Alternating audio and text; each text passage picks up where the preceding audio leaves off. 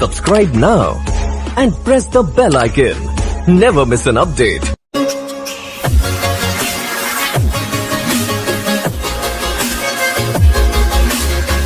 In this video, we will compare and contrast information security roles. What is information security? Processes and tools designed and used in the protection of safeguarding information is known as information security. As part of maintaining information security, we need to focus on three areas: availability, confidentiality, and integrity. It's also known as CIA triad. What is the CIA triad? The CIA triad is the common model that forms the basis for the development of security systems. They are used for finding vulnerabilities and methods for creating solutions. Ideally, when the three standards have been met, confidentiality, integrity, and availability, the security profile of the organization is stronger and it's better equipped to handle threat incidents. Only authorized people can access the information to maintain the confidentiality of the data or network. Only authorized people can alter the information to maintain its integrity, and the information must be readily available to the authorized people on demand whenever it is required. CIA triad has to meet these requirements. Moving on, information security roles and responsibilities. Within an organization, it is vital that the individual roles, responsibilities, and authority are clearly communicated and understood by all members of the organization. A clear-cut hierarchy has to be established, and information-related security roles and responsibilities have to be designated accordingly. Chief Information Security Officer.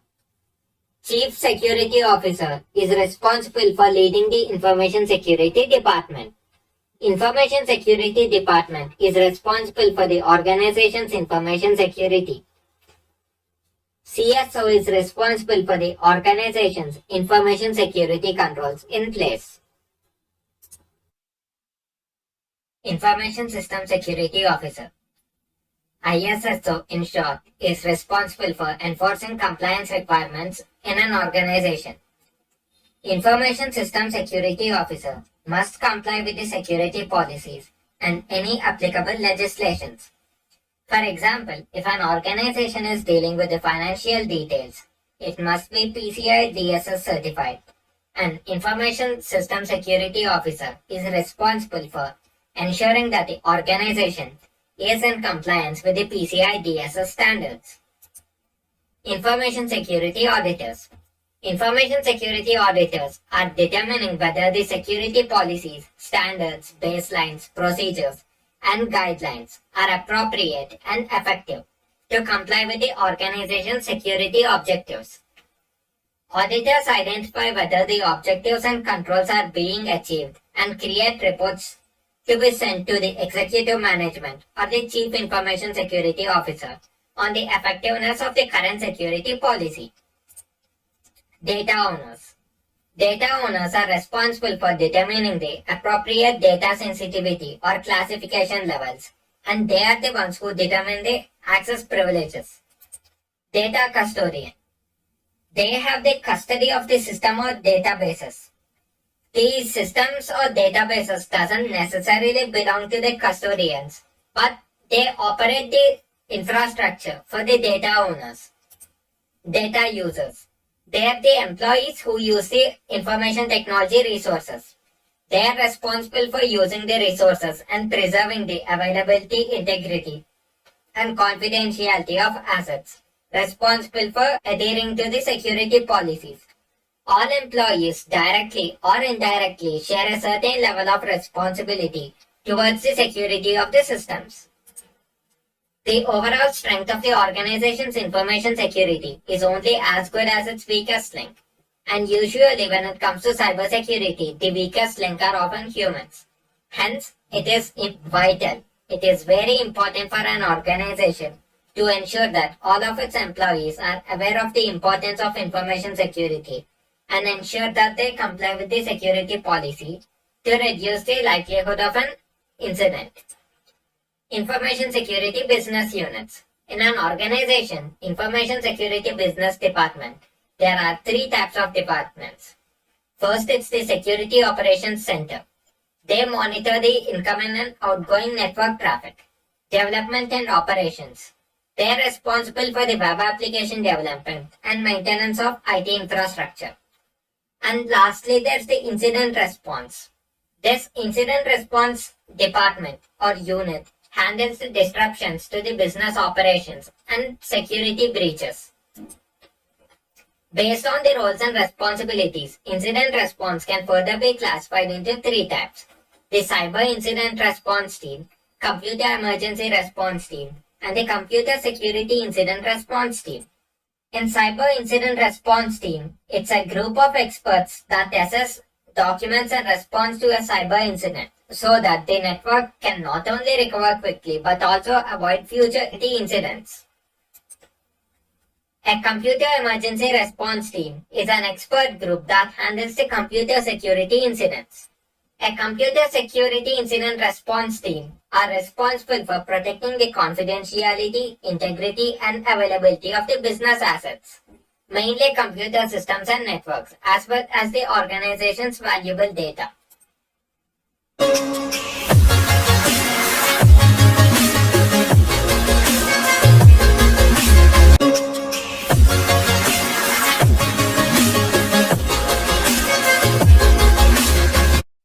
In this video, we will compare and contrast security controls and framework types. What are security controls? Security controls are parameters implemented to protect various forms of data and infrastructure important to an organization. Any type of safeguard or countermeasure in place that's used to avoid, detect, counteract, or minimize security risks to the physical property, information, or computer systems or any other assets is known as a security control. Goals of security controls. Security controls protect the IT infrastructure from unauthorized access, email spoofing, denial of service, trojans, and other malwares. Security control categories. Security controls are classified into three categories: technical controls, operational controls, and managerial controls. In technical controls, they are the controls in place to set rules for the system software, application software, and other security appliances. Whereas for operational controls, they are the controls managed by an individual, such as an information security systems officer. In managerial controls, executives such as the chief security officer have control over an entire system in order to make the decisions impacting the security controls. Security controls flow of responsibilities. The chief security officer makes the managerial decisions and tells the information security officer what needs to be done. Once the information security officer receives the directives from the chief security officer, he takes care of the operational aspect and gives detailed instructions to his team of employees to execute the technical tasks. Think of a pyramid. The chief security officer is at the top. The chief security officer makes the managerial decisions at the top, and then he tells the information security officer as to what needs to be carried out. The information security officer receives the directives from the chief security officer, and the information security officer takes care of the operational aspect. Information security officer gives detailed instruction to his team of employees to execute the technical tasks. There are 6 functional types of security controls. Firstly, there's the preventive security controls. Preventive controls are supposed to be applied before the threat occurs. The goal of preventive security control is to prevent unauthorized access, such as the use of firewall, email filtering, and multi-factor authentication. And secondly, there's the compensating security controls. These controls are intended to provide an alternate measure of control. Even if antivirus is disabled, or fails to isolate or quarantine the malwares in a system, an intrusion prevention system blocks the suspicious traffic in the first place, acting as a compensatory tool. And moving on, thirdly, there's the detective security controls. These controls are to be applied in case of an active attack. These security controls are utilized to search and log the management of attack. These controls aid in identifying the activities carried out during the incident and searches for potential intruders. Physical security controls. This control is meant to deter an attacker's physical attacks with the use of security alarms, locks, biometric scanners, and CCTVs. Corrective security controls. This security control is used to integrate a recovery focus and preventive approach into the organization after the incident. Incident management team are responsible for implementing the corrective security controls. These controls are in place to fix or undo the damage caused to the IT infrastructure after an incident has occurred. Deterrent controls. Deterrent security controls are intended to discourage the potential attacks. It involves the use of warnings, such as the pop-up alerts. NIST Cybersecurity Framework. NIST Cybersecurity Framework is a set of guidelines for mitigating or preventing organizational security risks. It's published by the United States National Institute of Standards and Technology based on the existing standards, guidelines, and practices. In NIST Cybersecurity Framework, there are 5 functions. Let's begin with the first function, identify. Assume you want to understand what is the best practice to carry out the asset management. Then you can refer to the particular document, id.am. ID stands for the identify function unique identifier, and then the AM stands for the asset management. So if you were to look at id.am, you will understand what is the best practice to carry out the asset management. Suppose you want to understand what is the best practice to carry out risk assessment. Then you can simply refer to the particular document, id.ra, to know what's the best practice to conduct or carry out risk assessment. Similarly, in the second function, protect, if you'd like to learn what is the best way to conduct awareness training, then you can refer to the document pr.at. Similarly, the remaining functions, detect, respond, and recover, have their own designated documents. Similar to the NIST framework, you can also make use of other information security frameworks such as the ISO 2700 or the Cloud Security Alliance. ISO 2700 Cybersecurity Framework. ISO or IEC 27001 specifies the requirements for establishing, implementing, maintaining, and continually improving an information security management system within the context of the organization. It's a comprehensive set of controls applicable to all industry sectors. It serves as a management process to evaluate, implement, and maintain information security management systems. Cloud Security Alliance.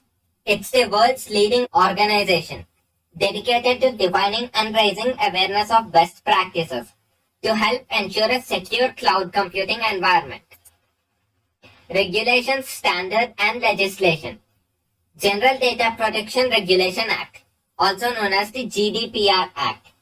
The GDPR is a regulation in European Union law on data protection and privacy. The GDPR is an important component of the European Union privacy law and of the human rights law, in the particular Article 8 of the Charter of Fundamental Rights of the European Union. All tech companies must comply with the GDPR Act if they were to operate in the European Union. Due care versus due diligence. What's the difference? Due care can be described as the reasonable care taken in protecting the organization, whereas due diligence is described as following the practices to maintain the due care effort.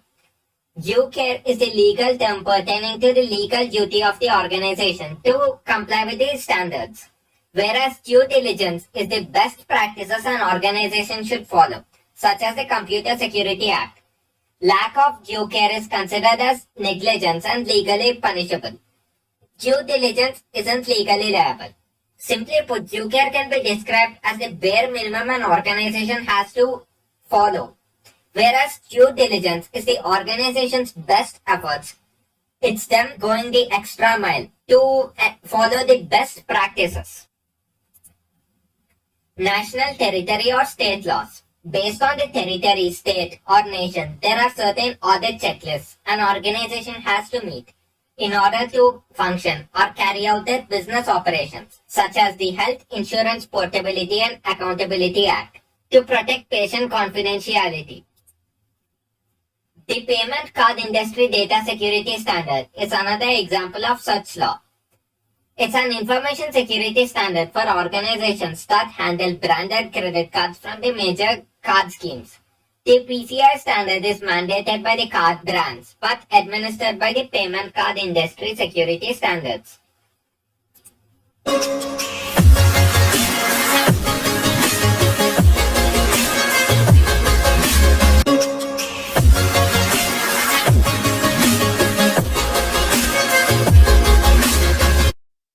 In this video, we will be learning about the types of threat actors and attack vectors. What is a threat? Threats can lead to attacks. Threat is the act of an attacker or actor. Threats are something that may or may not happen, but they have the potential to cause serious damage, and they should be taken seriously, regardless of the source. Threat actors. We'll be discussing the various types of threat actors, and they are categorized as follows. Firstly, there is script kiddies. A script kiddie is a relatively unskilled person who uses scripts or programs developed by others to attack computer systems and networks and deface websites. They just know how to use these tools but not necessarily know how it works. Hacktivist. Hacktivism. It's the use of computer-based techniques such as hacking as a form of civil disobedience to promote a political agenda or a social change. Hacktivists target government or business organizations and leak data or deface websites for a cause they believe in. Insider threats. When it comes to cybersecurity, more than often, humans are considered as the weakest link. In big businesses, corporate espionage is a very real possibility, and it's important to ensure that the necessary safeguards are in place to prevent someone inside the organization from stealing company secrets or sabotaging the IT infrastructure. Competitors. A rogue organization might engage in cyber attacks and inflict damage against a rival organization by stealing sensitive data or disrupting the rival organization's business operations in hopes of gaining an advantage. Advanced Persistent Threat Groups. Simply put, APT groups are very dangerous. An example of APT groups are state-sponsored hackers, researching and targeting rival governments, and sometimes the business organizations get caught in the crossfire. Attributes of threat actors. Threat analysis can be explained as the process of discovering the attributes of a threat. When conducting the threat analysis, you should focus on finding out the threat actor's location. Are they an external threat actor or is it an insider? The intent or motivation to carry out the attack. An accident or is it an intentional attack? Is it deliberate, for profit or ideals? And the capabilities of threat actor. Is the threat actor a script kiddie or is it an advanced persistent threat or is it an hacktivist? How skilled are they? Vulnerability. Vulnerability refers to a flaw in the system. It's a flaw that can be taken advantage of by hackers. Vulnerabilities leave the system or network open to attacks. Risk. Risk can be explained as the potential of damage being caused to an asset. It's the exploitation of security flaw or weaknesses by threat agents. Hackers. A hacker is a person skilled in information technology who uses their technical knowledge to achieve a goal or overcome an obstacle within a computerized system by non-standard means. They find a way to exploit. Types of hackers. There's a black hat, white hat, and grey hat. A black hat hacker is someone who gains unauthorized access to computer systems for personal gain. The intent is usually to steal corporate data, violate privacy rights, and steal money from bank accounts. Black hat hackers intend to steal the company data and sell it on dark web. White hat hacker is someone who gains access to system with a view to fix the identified weaknesses. They get the approval from the organization beforehand before they do the pen testing activities. Grey hat is someone who is in between the ethical and black hat hackers. Sometimes they break into the computer systems without the approval from the organization, but usually they do so to identify the weaknesses and reveal them to the system owner. Attack vector can be explained as the path taken by an attacker to gain access and compromise a secure system or network. Gaining access allows or enables the attackers to execute malicious code. Types of attack vectors. Direct access. This type of an attack is physical in nature. The threat actor could take advantage of an unsecured workstation on the site and attempt to install malicious code or steal the device itself. Removable media. The threat agent tries to conceal malware on a USB device or memory card and uses it to compromise the workstation. Email. Attacker tries to send a malicious file via email in hopes that it will be downloaded on the target system. Supply chain. Instead of directly attacking the target, the attacker infiltrates it through the target supply chain. If an accounting firm were to acquire the hardware from a low-tier hardware supplier, the attacker might try infecting the hardware with a malicious code, which will be delivered to the target accounting firm. Remote and wireless attacks.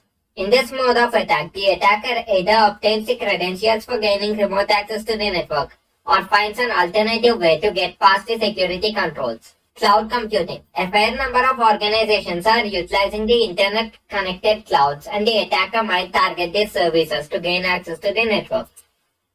Web and social media platforms. The attacker can disguise the virus in files and attach it to posts, which can be presented as a download to the target. Upon downloading the malicious file, the attacker gains access to the network.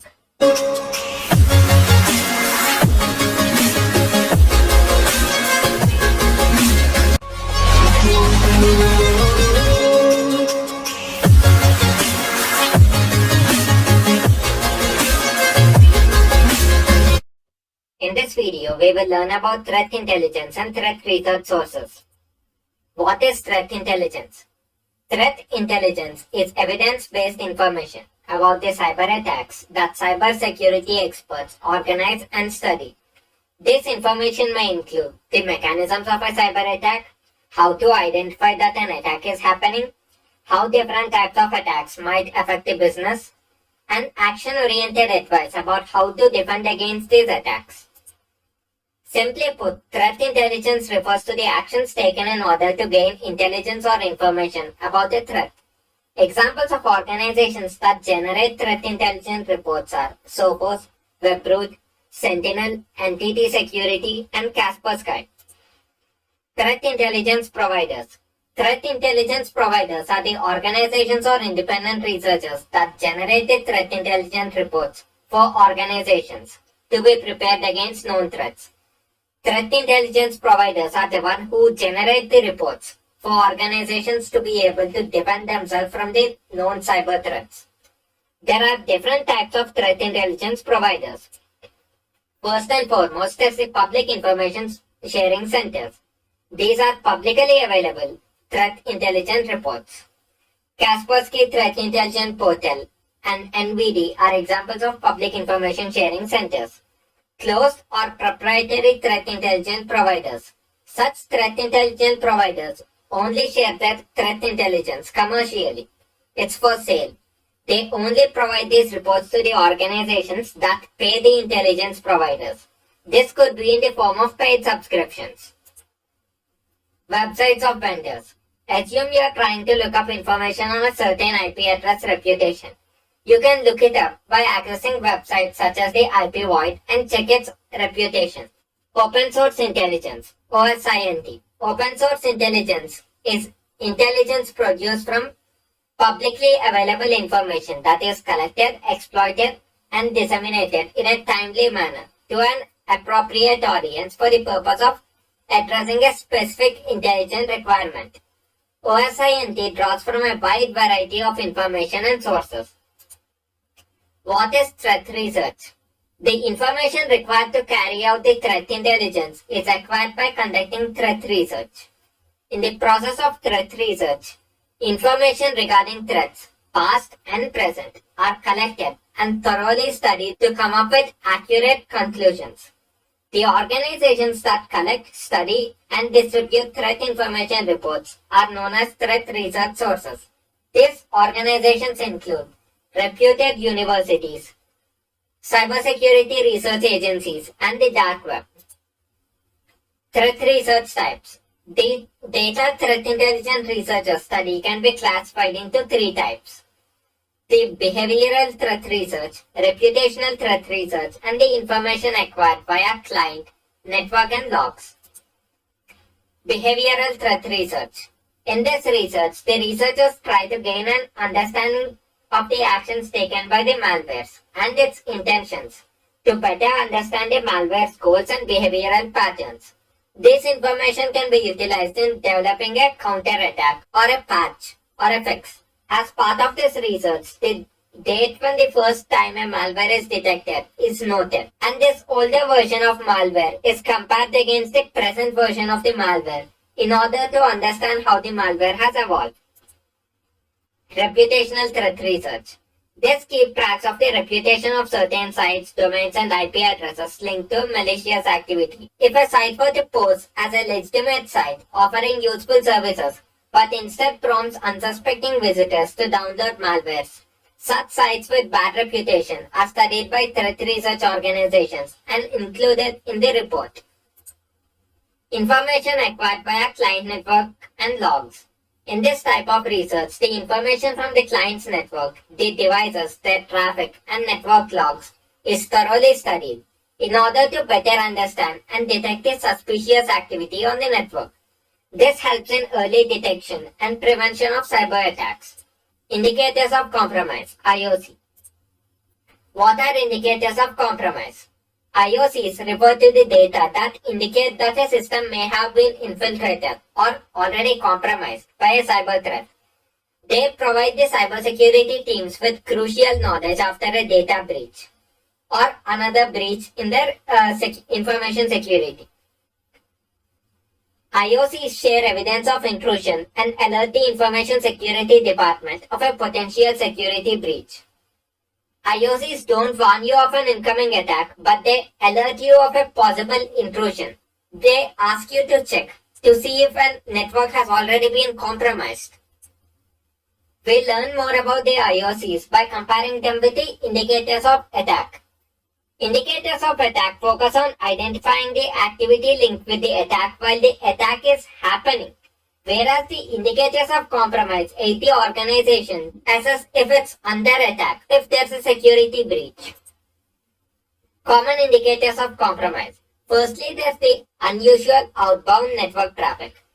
Outbound traffic during off-peak hours or traffic communicating with a suspicious IP could indicate an indicator of compromise. Let's say the office hours are till 6 p.m. Everybody leaves after 6. But then you notice that there's a lot of unusual traffic at around 8 p.m. going to an IP you aren't aware of. Then this is an indicator that your network could be compromised. Anomalies in privileged user account activity. A high privileged user account accessing sensitive data during off-peak hours or on files rarely accessed could indicate that the credentials were stolen and that the network has been compromised. Activity from strange geographic regions. Most organizations have traffic that comes from a targeted area. State-sponsored attacks and those that come from countries outside of the organization's targeted geographic countries could indicate compromise. Let's say there's a US firm operating in New York. All of its employees are from New York. But then all of a sudden they notice that IPs from North Korea are accessing their network. It could be an indicator of compromise. High authentication failures. Attackers use automation to authenticate using phished credentials. A high rate of authentication attempts could indicate that an attacker has stolen credentials and is attempting to find an account that gives them access to the network, that gives them higher privileges. Large number of requests for the same file. Hackers often try again and again to request the files they are trying to steal. If the same file is being requested many times, this may indicate that a hacker is testing out several different ways of requesting the files, hoping to find a way that works. Mismatched port application traffic. Attackers may exploit obscure ports as they execute an attack. If an unusual port is being used, this can indicate that an attacker is attempting to penetrate the network through the application or to affect the application itself. Suspicious configuration changes. Changing configuration on file server and devices could give an attacker a second backdoor to the network. Changes could also add vulnerabilities for malware to exploit the network. Flooded traffic to a specific site or location. A compromise on devices could turn them into a botnet network. An attacker sends a signal to the compromised device to flood traffic at a specific target. High traffic activity from multiple devices to a specific IP could mean that internal devices are part of a distributed denial of service attack. Key takeaways.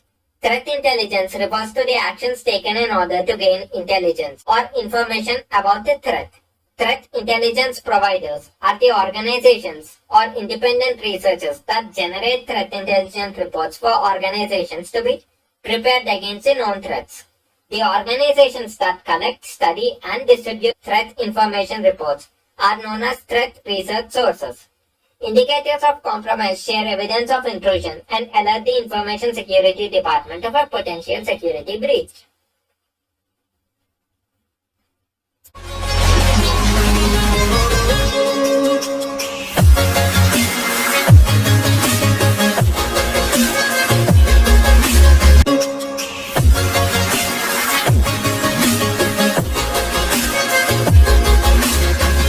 In this video, we will learn about the commands used in assessing network layout and security. Network reconnaissance tools. Network reconnaissance is a term for testing for potential vulnerabilities in a computer network. Network reconnaissance tools are used to scan the network to probe for open ports and other vulnerabilities that can be taken advantage of by the attackers to gain access to the network. What is organizational security assessment? Organizational security assessment is the process. It's the procedure of testing and analyzing an organization's existing security policy and security controls in place to determine how secure the organization is from cyber attacks. Network layout detection. The first step of performing the security assessment is to identify the organizational network layout. It is vital to understand the network architecture and the security controls in place. To do that, we need to understand a few commands. Firstly, there's the ipconfig and ifconfig command. To understand and see the network layout, we can use the following commands with respect to the operating system. In computers running Windows operating system, we can use the code ipconfig in the command prompt to view the device IP address and the subnet mask. Similarly, if you are using Linux operating system, we can use the code ifconfig in the terminal to view the network layout. Ping command. Ping command is used to test the connectivity or reachability between the devices. It is used to test or verify the connection between the host and the target machine. How does ping command work? The ping command operates by sending or pinging the ICMP echo request messages. ICMP stands for Internet Control Message Protocol. The ping command sends this ICMP echo request to the destination computer and waits for a response. It waits to hear back from the target computer or device. The two major pieces of information that the ping command provides are how many ICMP echo responses are returned and how long it took for them to return. Assume that in the network you are accessing there's a printer and you try pinging it, but there's no response. And when you check, you find out that the printer is offline and its cable needs to be replaced. Or maybe you need to ping a router to verify that your computer can connect to it, so you don't have to worry about a potential networking issue. Ping command options. You simply type ping space dash n space count. This option sets the number of ICMP echo requests. If you use this option, you can set the number of ICMP echo requests you can send to the device. The ping command by default will send 4 ICMP echo requests if -n command isn't used. -t using this option will ping the target until you force it to stop. To stop, simply press Ctrl+C or Command+C. -a this ping command will resolve, if possible, the hostname of an IP address target. Ping command example. In this example, the ping command is used to ping the target google.com. By default, 4 ICMP requests are sent to the google.com. In this case, we heard back from all the requests, and the time it took to hear back from the target is mentioned below. Root command. In computing, root is a command used to view and manipulate the IP routing table in Unix-like and Microsoft Windows operating systems. Traceroute command. The traceroute command is a small network diagnostic software that you have built in on your device and servers for tracing the route, hop by hop to a target. To access the traceroute, you will need to use the terminal in Linux and Mac OS. Or in Windows OS, you can use the command prompt. You can use the traceroute and see the full route that the packets take to reach their destination. Apart from that, you will see the host names and IPs of the routers on the way and the latency, the time it takes for each device to receive and resend the data. With traceroute command, you will be able to see all the routers on the way, with their IP addresses and the time it took. You can better understand the network and check if you can reach the target device. You can see how much time it took in each hop. So you can see a spot that significantly slows down your network. You can fix that problem, add more presence in the area. Address Resolution Protocol, ARP in short, is a procedure that connects an ever-changing Internet Protocol address to a fixed permanent physical machine address known as Media Access Control Address in a local area network. I'll try to explain it in a simple manner. IP addresses are dynamic. They keep changing as time goes on.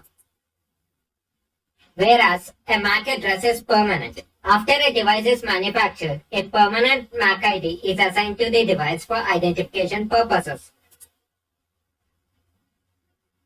When a new device joins a local area network, the router looks at the device's MAC address,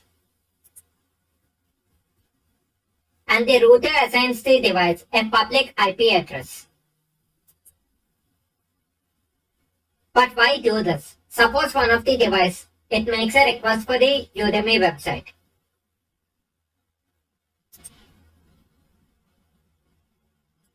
The router forwards this request to a DNS server, and then the site data is sent back to the router.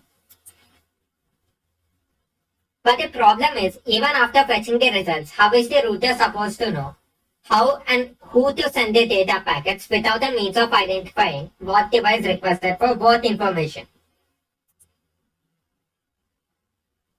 Address Resolution Protocol addresses this issue. The router sends out a broadcast asking who has the IP address it's looking for. The router broadcasts the recipient device IP address and asks who has the IP address it's looking for. And the device with the matching IP address responds to the router claiming that it has the IP address.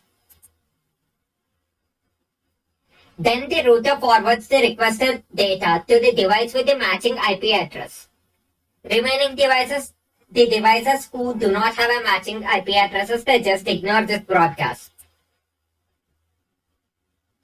To put it simply, what happens is in a LAN connection, there are devices with different IP addresses and MAC addresses. The router, it allots the dynamic or always changing IP addresses to the connected devices. It allots these IP addresses to the device's MAC addresses.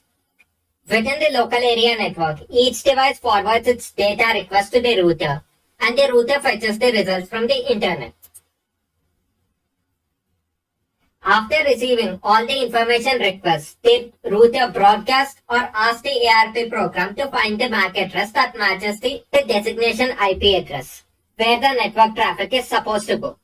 The router it asks the ARP program who it's supposed to send the data to. The ARP program it inquires who has the particular dynamic IP address linked to their MAC address. The device with the requested matching or IP address, it steps forward.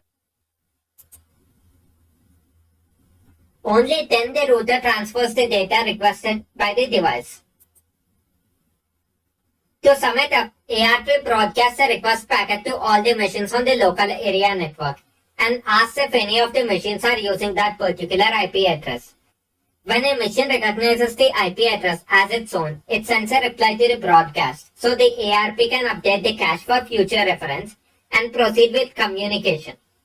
A table called the ARP cache maintains a record of each IP address and its corresponding MAC address. ARP table is used to keep record of the IP address and MAC address of the devices, source and destination device. For the communication between two devices, it is necessary that the IP address and the MAC address of the source and the destination device should be stored in the ARP table. If there is no record in the table, an ARP broadcast is sent by the source to all devices in the network. All the devices compare this broadcasted IP address with the assigned IP addresses. When the IP address of the device matches with each other, then the device responds to the router and then it is updated in the ARP table.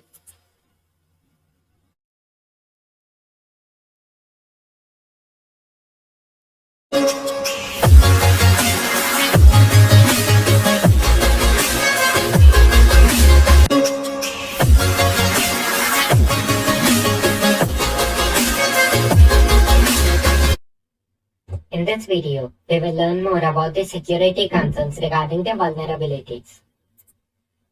Vulnerability refers to a flaw in the system. It's a flaw that can be taken advantage of or exploited by the attackers.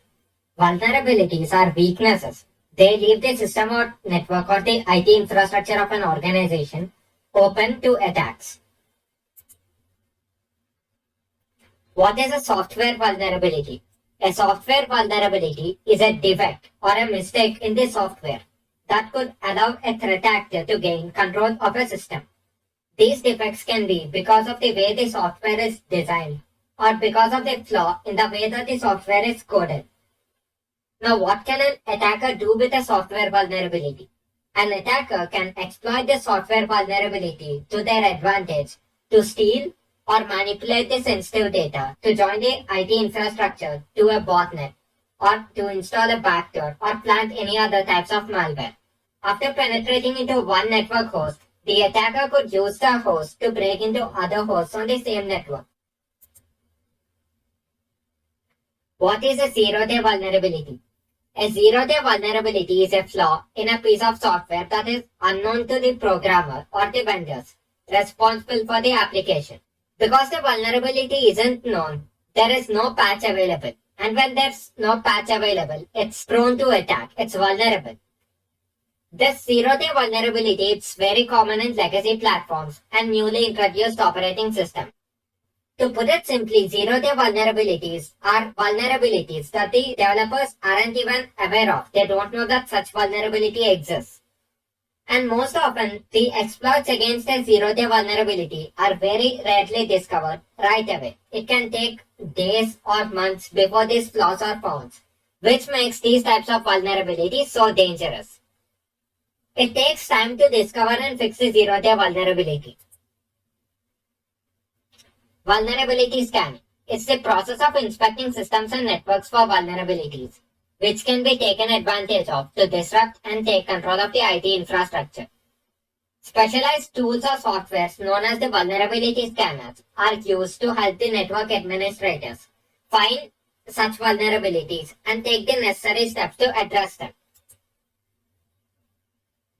Patch management. It involves acquiring, testing, and installing patches to fix known bugs and remove the vulnerabilities on a computer system to reduce the attack surface and increase its overall security.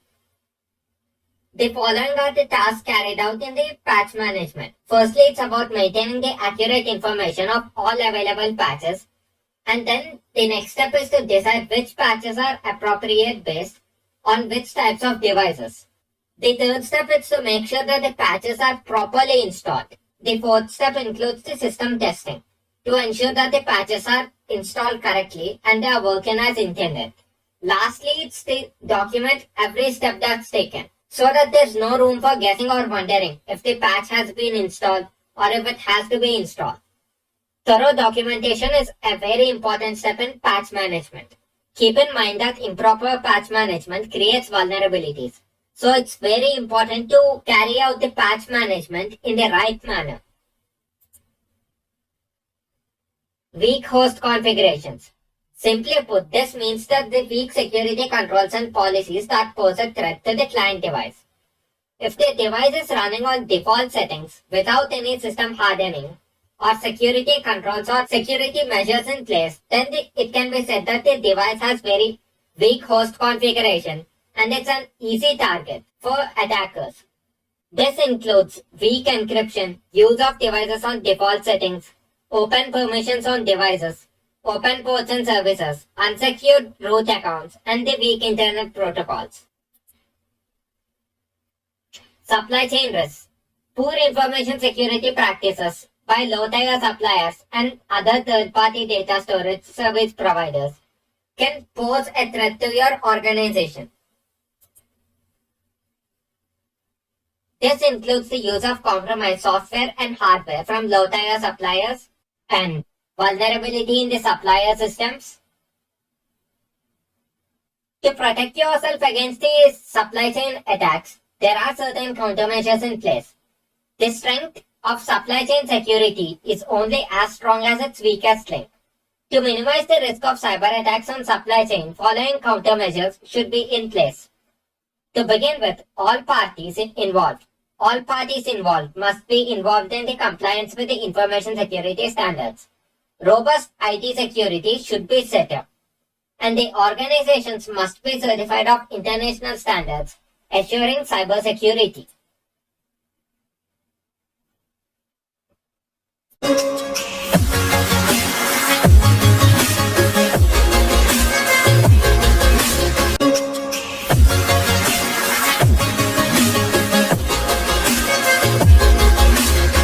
In this video, we will learn more about the vulnerability scanning techniques and the vulnerability scores and exposure. In the NIST cybersecurity framework, the first step is to identify the vulnerabilities. This involves the information gathering and recon activities. The goal of information gathering is to learn about the number of devices, network layout, open service or ports on the network, and to determine its security profile.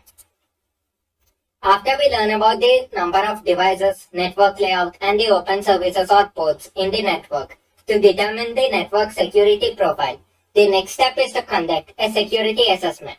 There's 3 types of security assessments carried out: vulnerability assessment, threat hunting, and penetration testing. Vulnerability assessment. It's the process of identifying, quantifying, and prioritizing the vulnerabilities in the system. Basically, what you do is you make a list of your vulnerabilities. Vulnerability scanning. It's the process of inspecting systems and networks for vulnerabilities, which can be taken advantage of by threat actors take control of the IT infrastructure in an organization. There are some specialized tools or softwares known as vulnerability scanners. These are used to help the network administrators and pen testers to find and address these vulnerabilities. There's different types of vulnerability scanners. Firstly, we'll be discussing about the network vulnerability scanner. Network vulnerability scanners are used to detect vulnerabilities in the network. They're used to determine the network security of host devices. Nessus Vulnerability Scanner, Acunetics, and Nmap. They're popular network vulnerability scanners. Application vulnerability scanners. They're used to detect the vulnerabilities or weaknesses in the applications, such as the web browsers you use and other softwares used by the employees in an organization. It's intended to point out the weak configurations and missing patches. What is Security Automation Protocol? SCAP stands for the Security Content Automation Protocol. It is a security add-on method that uses certain standards to help organizations automate the way they monitor system vulnerabilities and make sure that they are always in compliance with the existing security policy. Simply put, it allows the security administrators to scan the computers, the software in them, and other devices connected to the network based on a predetermined security baseline. It lets the organization know if it's using the right configuration and software patches for the best security practices.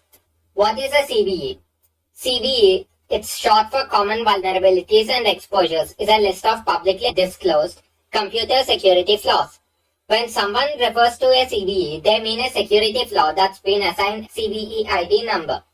Security advisories issued by vendors and researchers almost always mention at least one CVE ID. They help the IT professionals coordinate their efforts to prioritize and address these weaknesses to make their computer systems more secure against threat actors. Common Vulnerability Scoring System, also known as CVSS in short, is a free and open industry standard for assessing the severity of computer system security vulnerabilities. CVSS attempts to assign severity scores and vulnerabilities, allowing the threat responders to prioritize what needs to be addressed first and which resources to allocate according to the threat.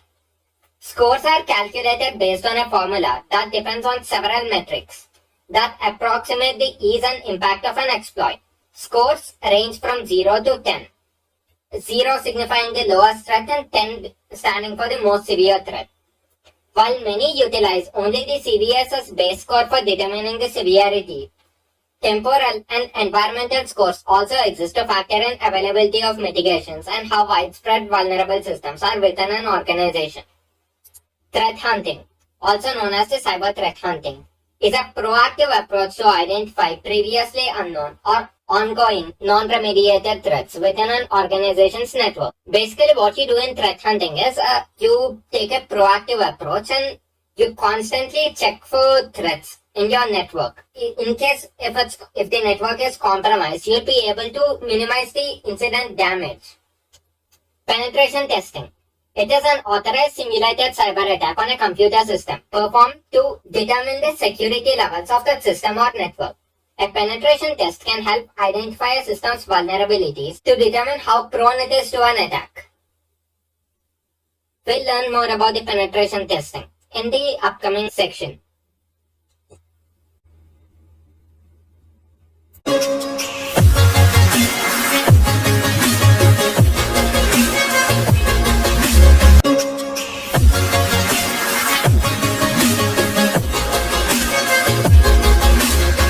In this video, we will learn what social engineering attacks are and the principles that are used to carry out such attacks. To put it simply, it's the art of manipulating people to give up confidential information or resources. Such attacks are a very low-tech form of a security attack. In fact, in most cases, it doesn't necessarily require the attacker to have any sort of tech expertise at all. It involves an attacker or a group of attackers and the target organization or the victim. The attackers try to manipulate the target and gain access to sensitive information or other network resources by using social engineering techniques. Social engineering may involve one or more persons trying to gain access to the sensitive information or private data.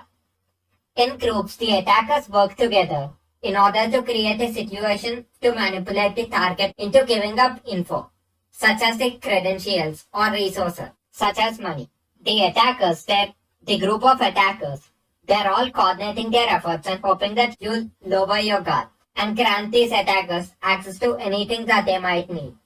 Social engineering attacks rely on deceit and manipulation. There are a number of principles associated with social engineering attacks.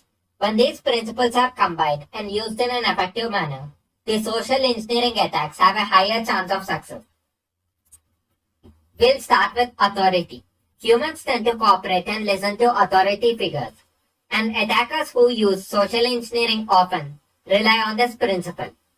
The attacker contacts the unsuspecting victim and claims that they are from the tax department and states that the target owes the government taxes. The attacker continues to state that evading tax is a criminal offense and threatens the target with jail time. By pretending to be an authority figure, the attacker tries to scare the victim, to put pressure on the victim, and to cause the victim to panic. Panicked individuals don't think straight, and the attacker uses this to their advantage. When the victim is unable to think straight, when the victim is not able to think clearly, the attacker presents a solution when the victim is not able to think clearly. The attacker claims that the victim looks like they made a honest mistake, and the attacker assures that they'll take care of this issue, but on a condition. But only if the victim immediately clears these dues. If the victim isn't compliant with the attacker will threaten with legal action and jail time to coerce the victim into paying the money. If the victim believes the attacker, they will transfer the money to avoid legal action and jail time. In the upcoming slides, we'll be discussing how other social engineering principles complement this type of attack to make it more successful. Social proof. It's also known as consensus. By using this principle, the attackers try to use the names of people you know, or they make use of the private data they come across to come up with a believable story to convince you to justify carrying out their request.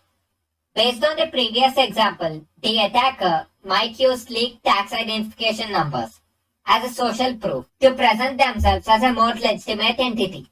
When the attacker claims that he is from the income tax department, if he states the target's name and the tax identification number correctly, then the target has more incentive to believe in the attacker.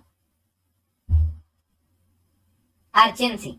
If the person doing the social engineering can inject some type of urgency into the situation, then they can execute the attack quickly. They try to enforce the idea that this needs to happen quickly.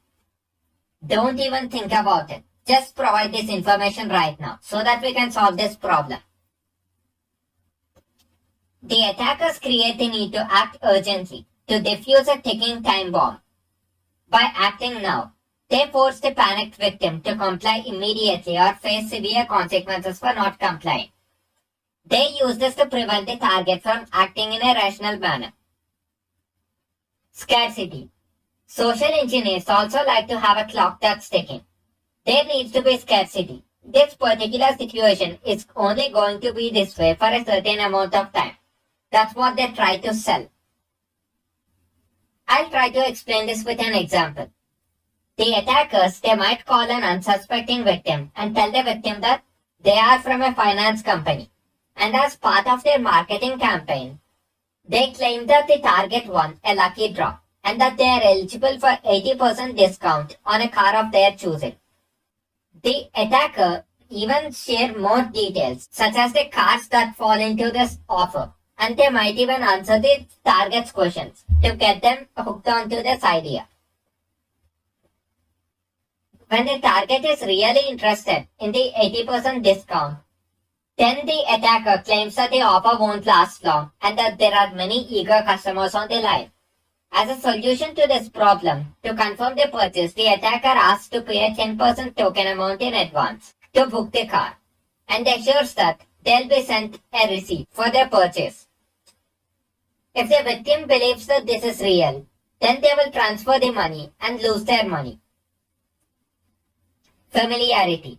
Another technique that attackers use is one of familiarity. They become your friend, or at least they pretend to be your friend. They talk about things that you like. And by doing that, they make the target feel like the attacker can be trusted. They use this trust to make the victim do things for them.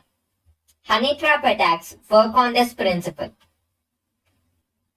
Types of social engineering attacks. Based on the principles we discussed, the attacker tries to incorporate them into their preferred type of social engineering attacks. In the upcoming slides, we'll be discussing different types of social engineering attacks. Phishing. Phishing is one of the most popular social engineering attacks. The attacker sends a fake email to steal from victims. The attacker, in this case, sends a lot of emails, thousands of emails, to thousands of email IDs, in hopes that maybe 100 of them will respond to this email. Now, there's a more specific version to it, known as spear phishing. Spear phishing is a targeted attack where criminals disguise themselves as legitimate sources to convince targeted specific victims to give up confidential information or steal money. Instead of sending out mass emails and hoping that out of the thousands of emails that they sent, maybe 100 might respond to them. Instead, they'll select their target. They'll do some research on the target and ensure that the targets meet certain requirements. And then they'll work on a way to come up with a convincing scenario to convince the targeted victim to give up confidential information or steal money. Spear phishing requires a bit of legwork. They study the victim, and according to the victim, they develop a specific scenario. They engineer a scenario to convince the target to give up confidential information or steal the money. Credential harvester attack. In this attack vector, a website will be cloned, and when the victim enters the user credentials, the usernames and passwords will be copied from this fake site, and the victim will then be redirected to the legitimate site. In credential harvester attacks, they select a website, and then they clone this website, and then they redirect the victims to this cloned website. The victim, they believe that this duplicate website is the original website, and they try to log in with their credentials. And the attackers will capture this credentials and save it on their device. The attackers will use this captured credentials to gain access to the user accounts, to gain access to the victim accounts. Baiting. It's one of the most common and simplest social engineering attacks. It is similar to phishing attacks. Baiting uses false promises to lure unsuspecting victims to give up sensitive information or to get the victim to download malicious files. Examples of this include free video game downloads from sketchy websites. These sketchy websites bait the victims to download malicious files when the victim thinks that he is downloading a free game. DNS spoofing. DNS spoofing, it's also known as DNS cache poisoning. It's an attack where the attacker uses a fake website and redirect the users to this fake website to steal data. Credential harvester attack relies on DNS spoofing. The victim believes that the victim is accessing the legitimate site and proceeds to reveal the login credentials, and the attacker will capture this by the DNS spoofing. Honey trap. As we've discussed in the previous slides, honey trap social engineering attack relies on the principle of familiarity. It's a social engineering attack that uses friendship or sexual relationships to lure the victim into divulging private information. The attackers, they use spear phishing techniques to select the target, and then they try to become the victim's friends. As the attacker gains the victim's trust, they slowly start making things more sexual, and they get the victim to share their private photos. Once the attacker captures the private photos, the attacker can blackmail the victim for money. The attacker can threaten the victim that they'll be posting these pictures online. Tailgating. Tailgating is a physical security breach where an attacker follows an authorized person into a restricted area. The attacker isn't supposed to be in that area, in the restricted area. So instead, he will quietly follow the authorized person into the restricted area. Piggybacking. It's also a physical security breach. In this scenario, the attacker comes up with a convincing story, gain access to a restricted area. The attacker might claim that they work at the company and forgot the ID at home, and they are late for an important meeting. In order to convince the employee that's at the restricted area to allow them to use their keycard to let the attacker into the premises. Shoulder surfing. The attacker stays close to you and tries to observe you while the victim is entering a password or a PIN. This is known as shoulder surfing. Lunchtime attacks. When the employee at a workplace leaves for lunch, the attacker physically tries to gain access to an unsecured device when the employee isn't at the premises. In pretexting social engineering attack, cybercriminals or the attackers impersonate someone else and come up with convincing scenarios to manipulate the target victim into giving up sensitive information, transfer money, or grant access to private networks. To put it simply, these cyber criminals involved, they pretend to be someone else.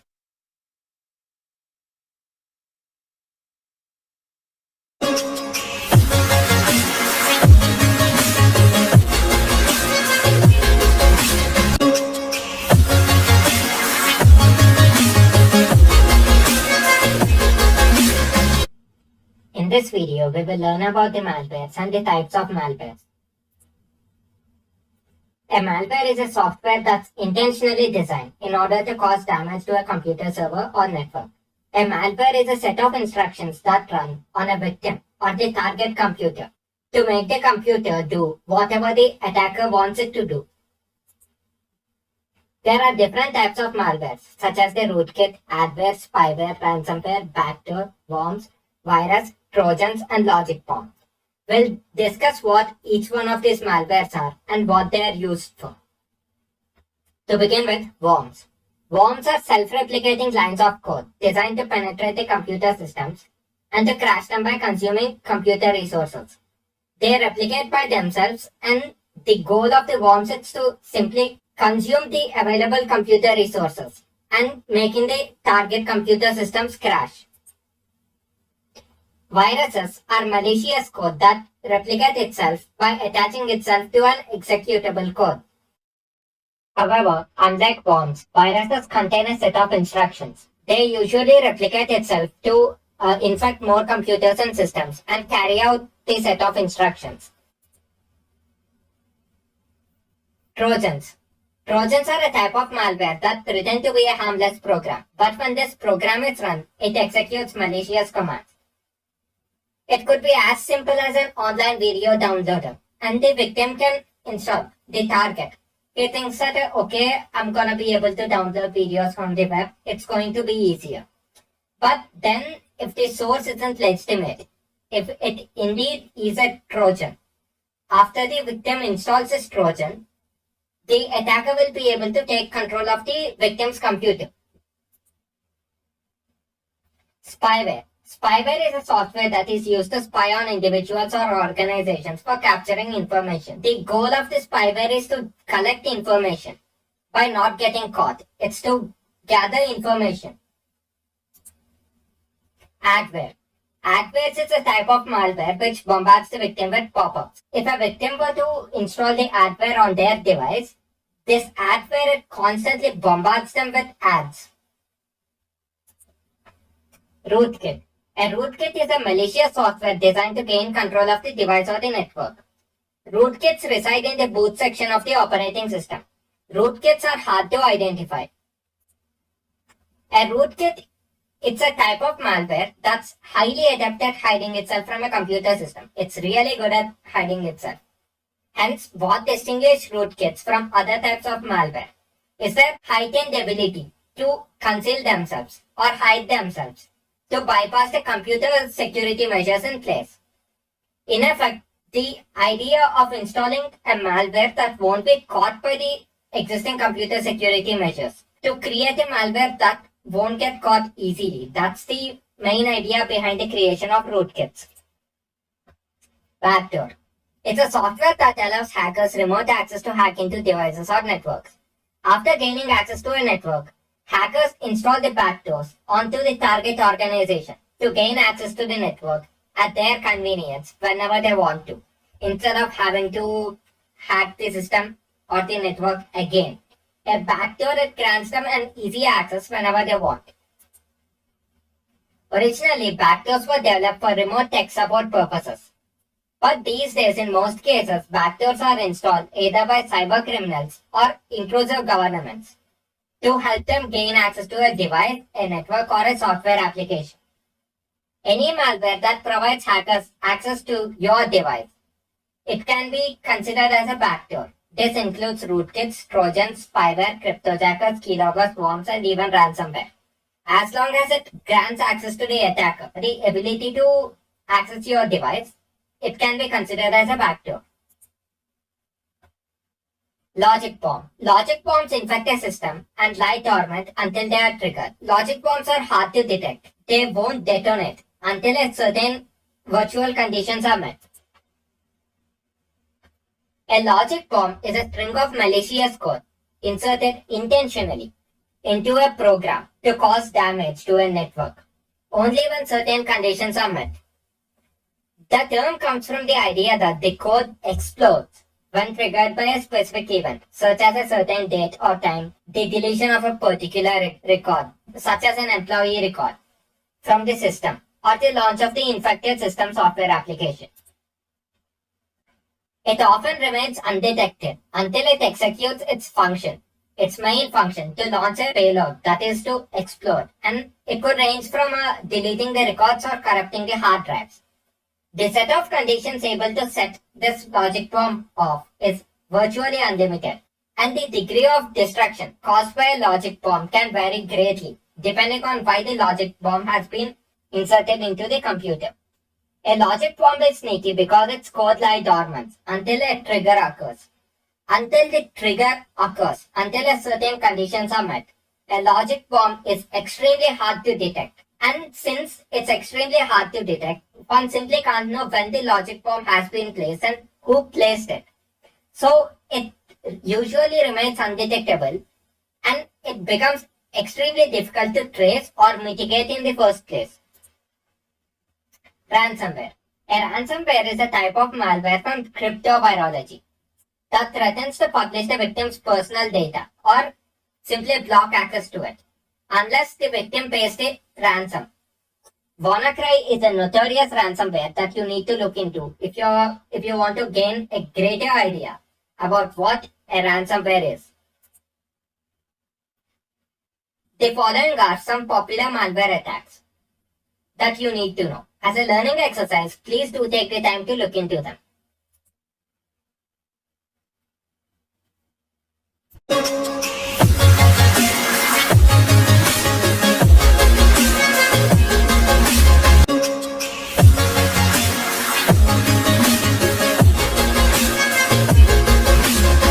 In this video, we will learn about penetration testing, scope of penetration testing and its types, and rules of engagement. What is penetration testing in the first place? It's an authorized simulated cyber attack on a device or IT infrastructure performed by security experts to evaluate the security levels of the target IT infrastructure. A penetration test can help identify a system's vulnerabilities or weaknesses to attack and estimate how vulnerable the IT infrastructure is to cyber attacks. Why conduct a penetration test in the first place? It's to identify the security vulnerabilities, validate its compliance with security policies and organizational standards, and lastly, it's about evaluating the overall effectiveness of the defenses in place. Rules of engagement for pen testing. Rules of engagement is a document that deals with the manner in which the test is to be conducted. Some of the directives that should be clearly spelled out in the rules of engagement document before you even start the penetration test are as follows. The type and scope of testing, client contact details, client IT team notifications, sensitive data handling, status meeting and reports. Scope of penetration testing. The type of testing can be black box, white box or an intermediate gray box. Depending on how the engagement is to be performed and the amount of information shared with the pen testing team, the scope is determined. Black box testing. In this scenario, the pen tester has zero knowledge of the organization's security policies, controls and IT infrastructure. The pen tester has to gather the information on an organization and come up with a plan to hack and exploit the IT infrastructure. This testing simulates an attack from external threat actors. In this case, the pen tester, they literally have zero information on the organization. They have to gather the information, devise a plan, look out for the vulnerabilities or weaknesses in the organization, try different approaches, and then come up with a plan to hack and exploit the IT infrastructure. This testing simulates an attack from external threat actors. And then there's the white box testing. In this scenario, pen tester has complete knowledge of the organization's security policies, controls, and IT infrastructure. The pen tester can devise a more tailored or organization-oriented approach to hack into their systems. This testing simulates an insider attack. In this case, the pen tester doesn't need to try different approaches and evaluate which one works. Instead, he can think of a more efficient approach based on the information he has. Moving on, grey box testing. In this scenario, the pen tester has some knowledge of the organization.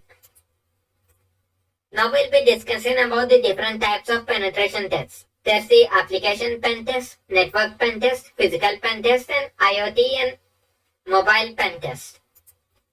Application penetration test.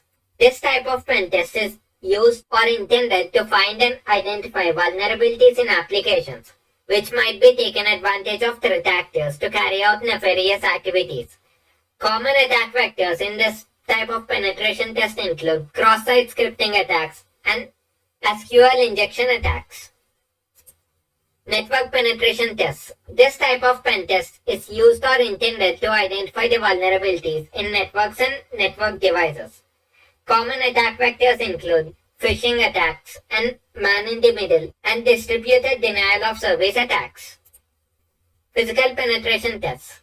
This type of pen test is used or intended to identify the flaws that can be taken advantage of to gain access to the organization's physical barriers or premises, such as the office. Common attack vectors include social engineering, bypassing security cameras, and picking locks to gain access to restricted areas.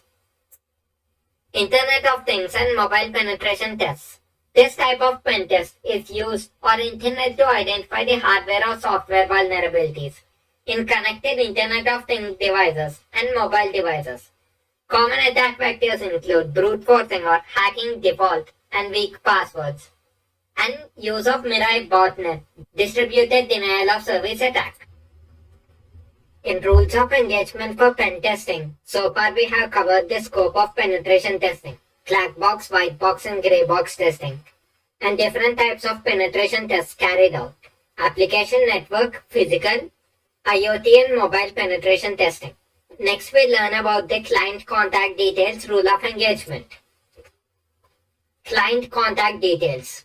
Even when we take all of the necessary precautions when conducting the tests, at times the testing can go wrong because it involves making computers do nasty stuff. Having the right contact information on the client side really helps. A penetration test is often seen turning into a denial of service attack.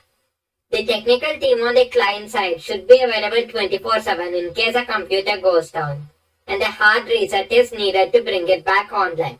To put it simply, you're gonna have to request the client to have an IT team. The point of this request is to ensure that when you are carrying out the pen test, things could go wrong. You could accidentally trigger a DOS attack, and then it might cause a disruption to the client's business operations. So to avoid this, if they had an IT team available on the client side, you could immediately inform them as to what's going on, or they could pick up on the attack and restore the operations. Moving on, the third rule of engagement is a client IT team notification. Penetration tests are also used as a means to check the readiness of support staff in responding to incidents and intrusion attempts. You should discuss this with the client whether it is to be an announced or unannounced test. If it's an announced test, make sure that you inform the client of the time and date of the pen test, as well as the source IP addresses from where the testing will be done, in order to avoid any real intrusion attempts being missed by their IT security team. If it's an unannounced test, discuss with the client what will happen if the test is blocked by an automated system or network administrator. Does the test end there, or do you continue testing? It all depends on the aim of the test, whether it's conducted to test the security of the infrastructure or to check the response of the network security and incident handling team. Even if you are conducting an unannounced test, make sure that somebody in the escalation matrix knows about the time and date of the test. Web application penetration tests are usually announced. Okay, so what do you mean by the client IT team notifications rule of engagement? Basically, you have to ask the client if the penetration test has to be an announced attempt or an unannounced attempt. In an announced attempt, you will have to agree on a time and date and let them know of the IP addresses you'll be utilizing to carry out this attack so that they'll know what to expect, which IP addresses are gonna conduct the exercise. If they do not know the IP addresses you'll be using, an attacker might intercept this information and use the same time to carry out a different attack. And the client's IT team might think that you are the one carrying out a pen testing activity, when in reality it could be a malicious hacker taking advantage of the situation. So make sure you also let them know of the IP addresses you'll be using to avoid any real intrusion attempts being carried out by a malicious hacker. If it's going to be an unannounced pen test, the idea would be to check the readiness of the client's IT staff. You'll also have to ask if the IT staff is good at what they do and if they block the intrusion attempt. Does the test end there, or you have to ask if the test still has to go on? If you keep on trying to find another way, you will have to discuss this with the client. Moving on, the fourth rule of engagement is the sensitive data handling. If you are to come across the sensitive data when you are conducting the penetration test, how would the client like you to handle it? Sensitive data handling needs special attention, and proper storage and communication measures should be taken. For example, full disk encryption on testers' computers and encrypting reports if they are sent by email and so on. Also, if the client or the organization you are consulting is covered by the regulatory laws such as HIPAA and or GLBA or European data privacy laws, only authorized personnel should be able to view personal user data. So you'll have to verify if you are allowed to access the personal user data. If you are to breach their defenses and access sensitive data. Learn more about how the client wants you to proceed. Lastly, the status meeting and reports. It's a last rule of engagement. Communication is key for a successful penetration test, and regular meetings should be scheduled between the testing team and the client organization. And routine status reports should be issued by the testing team. The penetration testing team should issue routine status reports, and the appropriate findings should be in this report. The testing team should present how far they have reached and what weaknesses have been found up to that point. The client organization should also confirm whether the detection systems have triggered any alerts resulting from the penetration attempt by the ethical hackers. If a web server is being tested and a WAF was deployed, it should have logged and blocked the attack attempts caused by the penetration testing teams. As a best practice, the testing team should also document the time when the test was conducted. This will help the security team on the client side in correlating the logs with the penetration tests. Types of teams and their roles in penetration testing. Red team, they are the attacking team. Blue team, they are the defending team. Their objective is to stop the penetration attempts caused by the red team.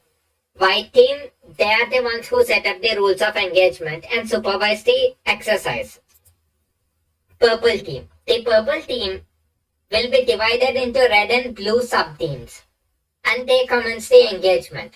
Team members may flip roles rather than being exclusively focusing on red or blue, helping to keep their skills flexible. To put it simply, the purple team will be split up into red team and blue team. First, the red team will carry out the offensive role and the blue team will be defending. And once the exercise is done, the roles are swapped. The blue team will be taking on the offensive role and the red team will be playing the defensive role. They'll switch their roles. This way, both the teams will be up to date with both the offensive and defensive skills. The idea behind penetration testing is to actively test the defenses and security controls in place by discovering weaknesses and vulnerabilities and exploiting them to bypass existing security controls to gain access. By attempting to do so, the organization can gain an understanding of the effectiveness of their defenses. There are 5 phases in pen testing: information gathering, scanning, exploitation, maintaining access, and reporting.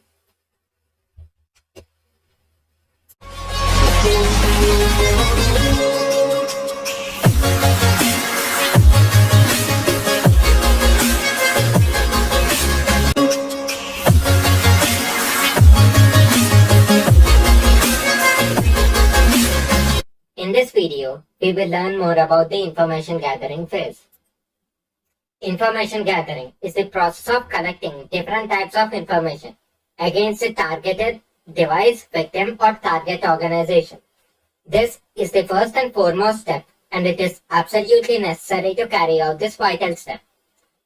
The more useful information, the better.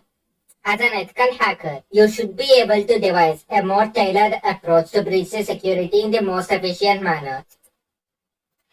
Information gathering can be classified into 2 types: passive recon and active recon.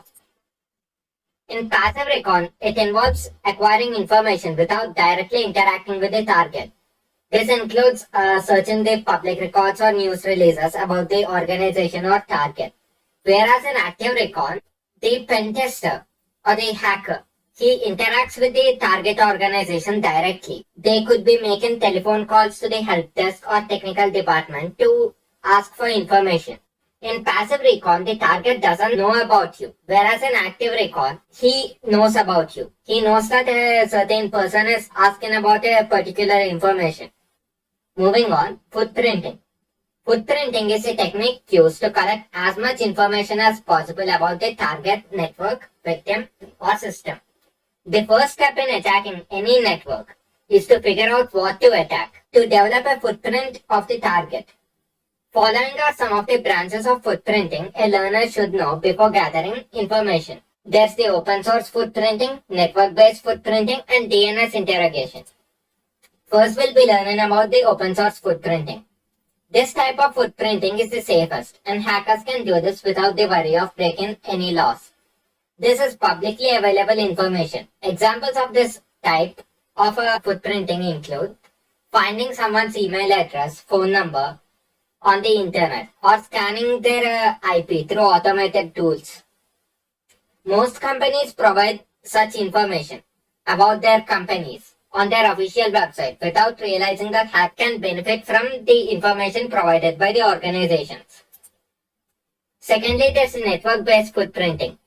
The basic goal is to learn more about the network. There is a lot to discover, including but not limited to the following: network address ranges, the host names, exposed hosts, application exposed on these host devices, OS and application version information running on these devices, and the patch states of the host and the applications used by the organization.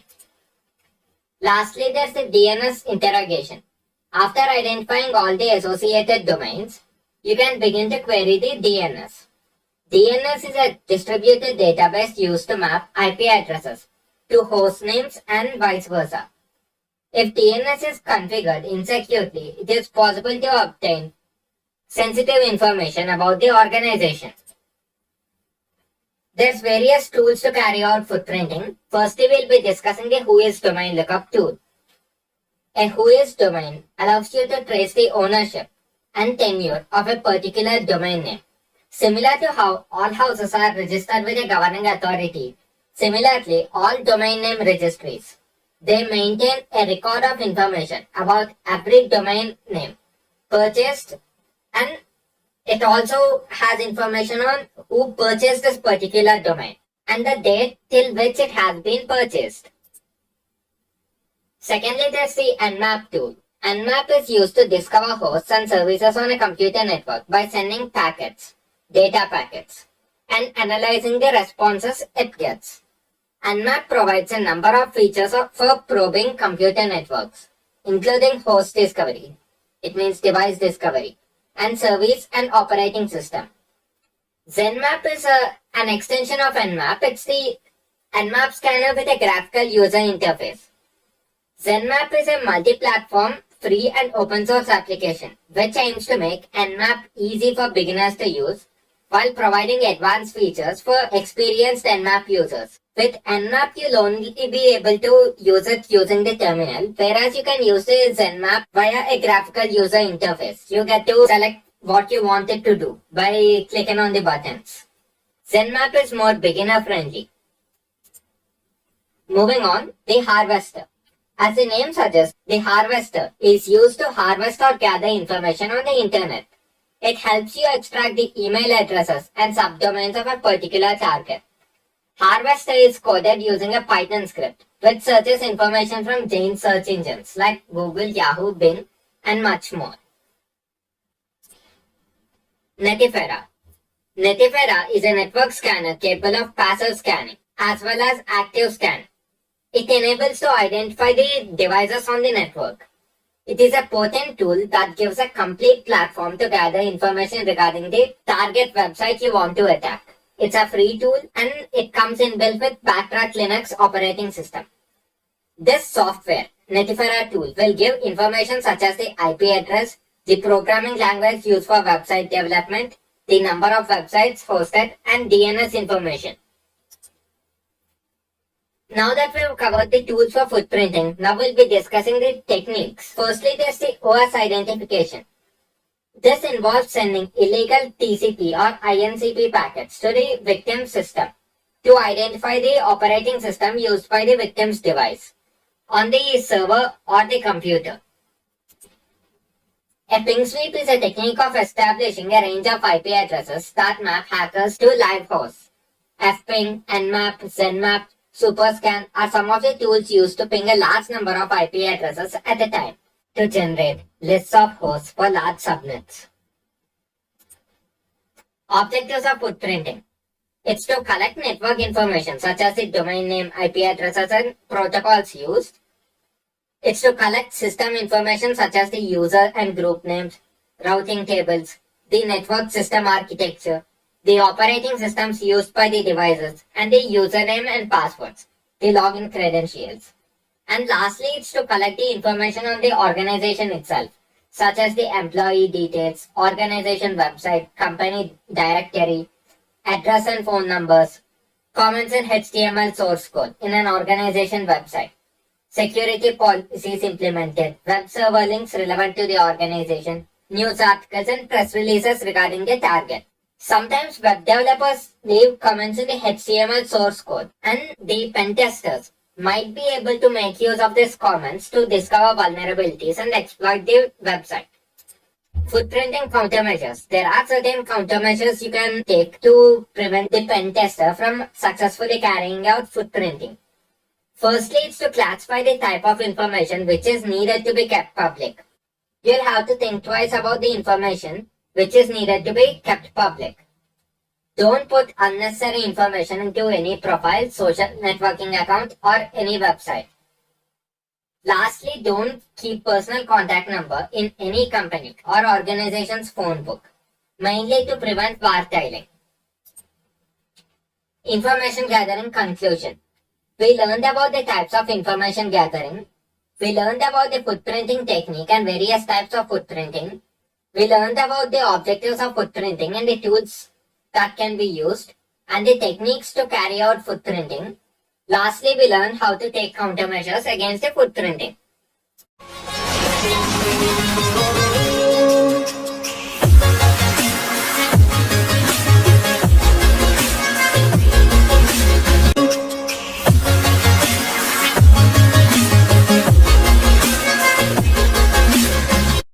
In this video, we will learn more about the second phase of penetration testing, scanning. Scanning techniques. It refers to the package of techniques and procedures used to identify hosts, ports, and various services within a network. To put it simply, we'll be using a set of techniques to identify the host devices, ports, and various services or applications running on the devices inside a target network. Scanning is of three types. There's a network scanning, port scanning, and vulnerability scanning. We'll be learning about the network scanning first. Network scanning is one of the components of intelligence gathering and information retrieving mechanism an attacker uses to create an overview scenario of the target organization. The idea behind the network scanning is to gain a better overview or idea of the target organization's network architecture and device layout. The idea is to learn more about the active devices in the target organization's network. Objectives of network scanning: to discover live hosts, computer IP addresses, and open ports of the victim, to discover the services that are running on a host computer, to discover the operating system and system architecture of the target, and lastly, it's to discover and deal with vulnerabilities in live hosts. It's a set of techniques used by the penetration testers and hackers to search for the open doors, from which hackers can access any organization system. Once the hacker fetches the victim's organization's IP address by scanning the TCP and UDP ports, the hacker maps this organization's network under his or her reach. SYN scan, also called as stealth scan, it doesn't complete the TCP three-way handshake technique. A hacker sends a SYN packet to the victim, and if an SYN or ACK frame is received back, then the target would complete the connection and the port is in a position to listen. If an RST is retrieved from the target, it is assumed that the port is closed or not activated. SYN stealth scan is advantageous because only a few number of intrusion detection systems log this as an attack or connection attempt. Stealth scan is advantageous because not all IDS systems log this as an attack or connection attempt. For the most part, it flies under the radar. So it's called as a stealth scan. Moving on, lastly there's the vulnerability scanning. It's the process of inspecting systems and networks for vulnerabilities or weaknesses, which can be taken advantage of by threat actors to disrupt and take control of the IT infrastructure. Specialized tools or softwares known as vulnerability scanners are used to help IT administrators find and address these vulnerabilities. There are some tools that are used to scan networks and ports, and they are as follows. You can use the Nmap tool or Wireshark. You can also use HPing3 and Angry IP Scanner. Countermeasures against scanning. You can configure the firewalls and intrusion detection system to detect and block probes. You can use custom rules to lock down the network and block unwanted ports. You can run port scanning tools to determine whether the firewall accurately detects the port scanning activities. Security experts should ensure the proper configuration of anti-scanners and anti-spoofing rules. Security experts of an organization must also ensure that the intrusion detection systems, routers, and firewall firmware are updated to their latest releases. In the next video, we'll be learning more about the exploitation, post-exploitation, and reporting phases.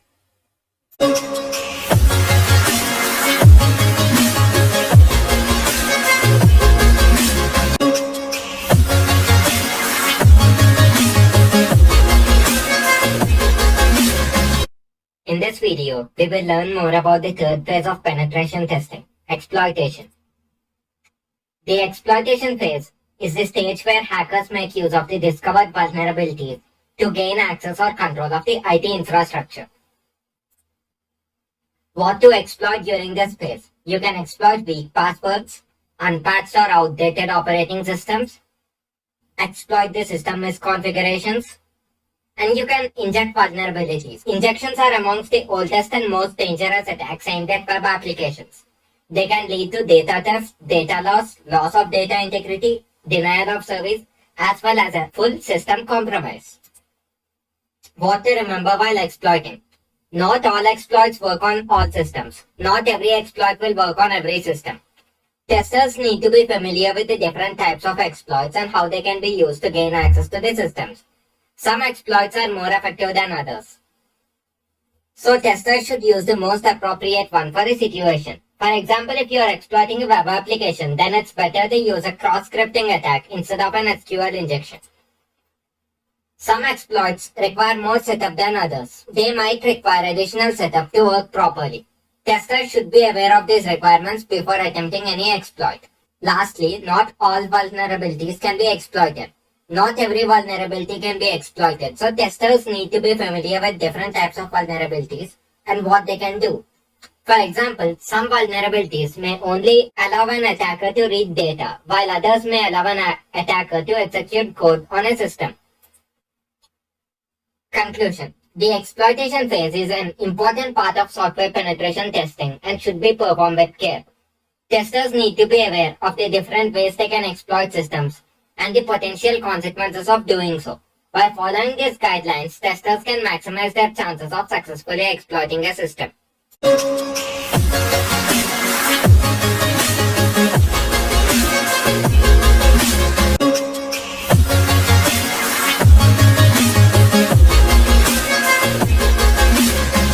In this video, we will learn more about the fourth phase of penetration testing, post-exploitation or maintaining access. Maintaining access. Once a pen tester manages to gain access to the target system, they should work on maintaining access to the IT infrastructure. The longer the incident goes on, the more time and opportunity the hacker will have to carry out nefarious activities. This includes DDoS attacks, spam campaigns, or using the compromised systems to spread malware to even more devices. Alternatively, the hacker can also maintain a low profile to gather sensitive data. Tools and methods for maintaining access. We'll be discussing about the backdoor. A backdoor is a software that allows the hacker to remotely access the IT infrastructure whenever they want. Once the hackers are done installing backdoors, they can use it for the following activities. They can use it for surveillance, data theft, cryptojacking, sabotage, and malware attacks. Originally, backdoors were developed for remote tech support purposes, but in most cases, backdoors are installed either by cybercriminals or intrusive governments to help them gain access to a device, a network, or a software application. Any malware that provides hackers access to your device can be considered a backdoor. This type includes rootkits, trojans, spyware, cryptojackers, keyloggers, worms, and even ransomware. Secondly, we'll be discussing about the covert channels. Covert channels are used by outside attackers to establish communications with the compromised system or by malicious insiders to secretly transfer data to unauthorized locations. There are various implementations of covert channels, basically any means of communication that your organization does not routinely use to communicate with the outside world would be considered as a covert channel. Rootkit. It's malicious software designed to gain control of the device or network. Rootkits, they reside in the boot section of the operating system. A rootkit is a type of a malware highly adept at hiding itself from a computer system. Hence, what distinguishes rootkits from other types of malware is their heightened ability to hide themselves, to bypass the computer security measures. In effect, that is the main idea behind their creation.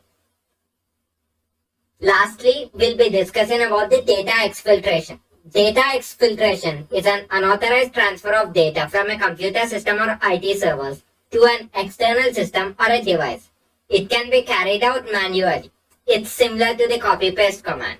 Or it can be automatically executed by a malware spread across a network. There are some indicators you can watch out for in case data exfiltration is happening.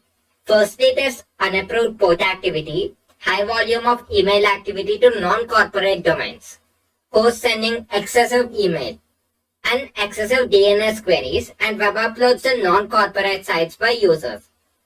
These are the indicators for data exfiltration.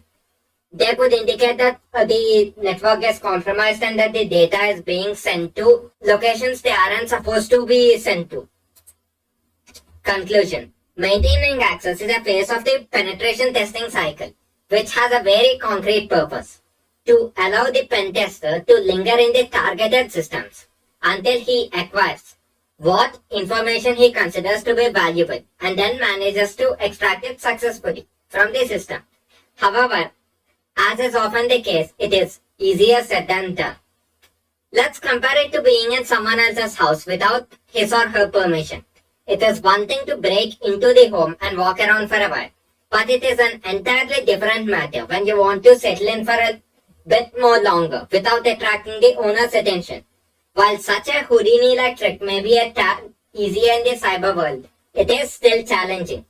But it's challenging but not impossible.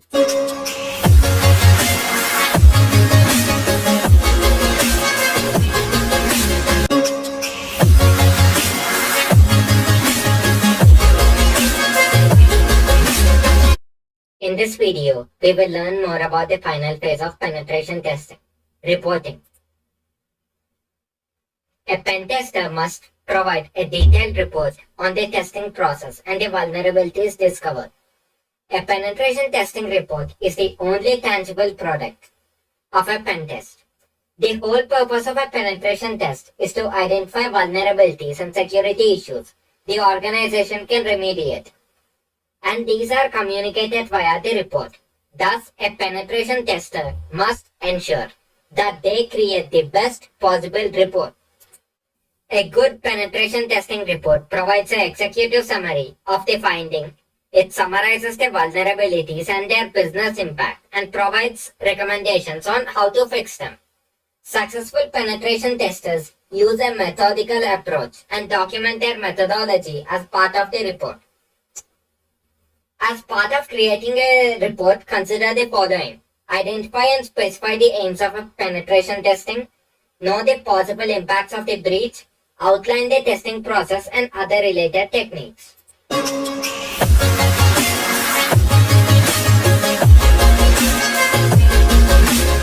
Subscribe now and press the bell icon. Never miss an update.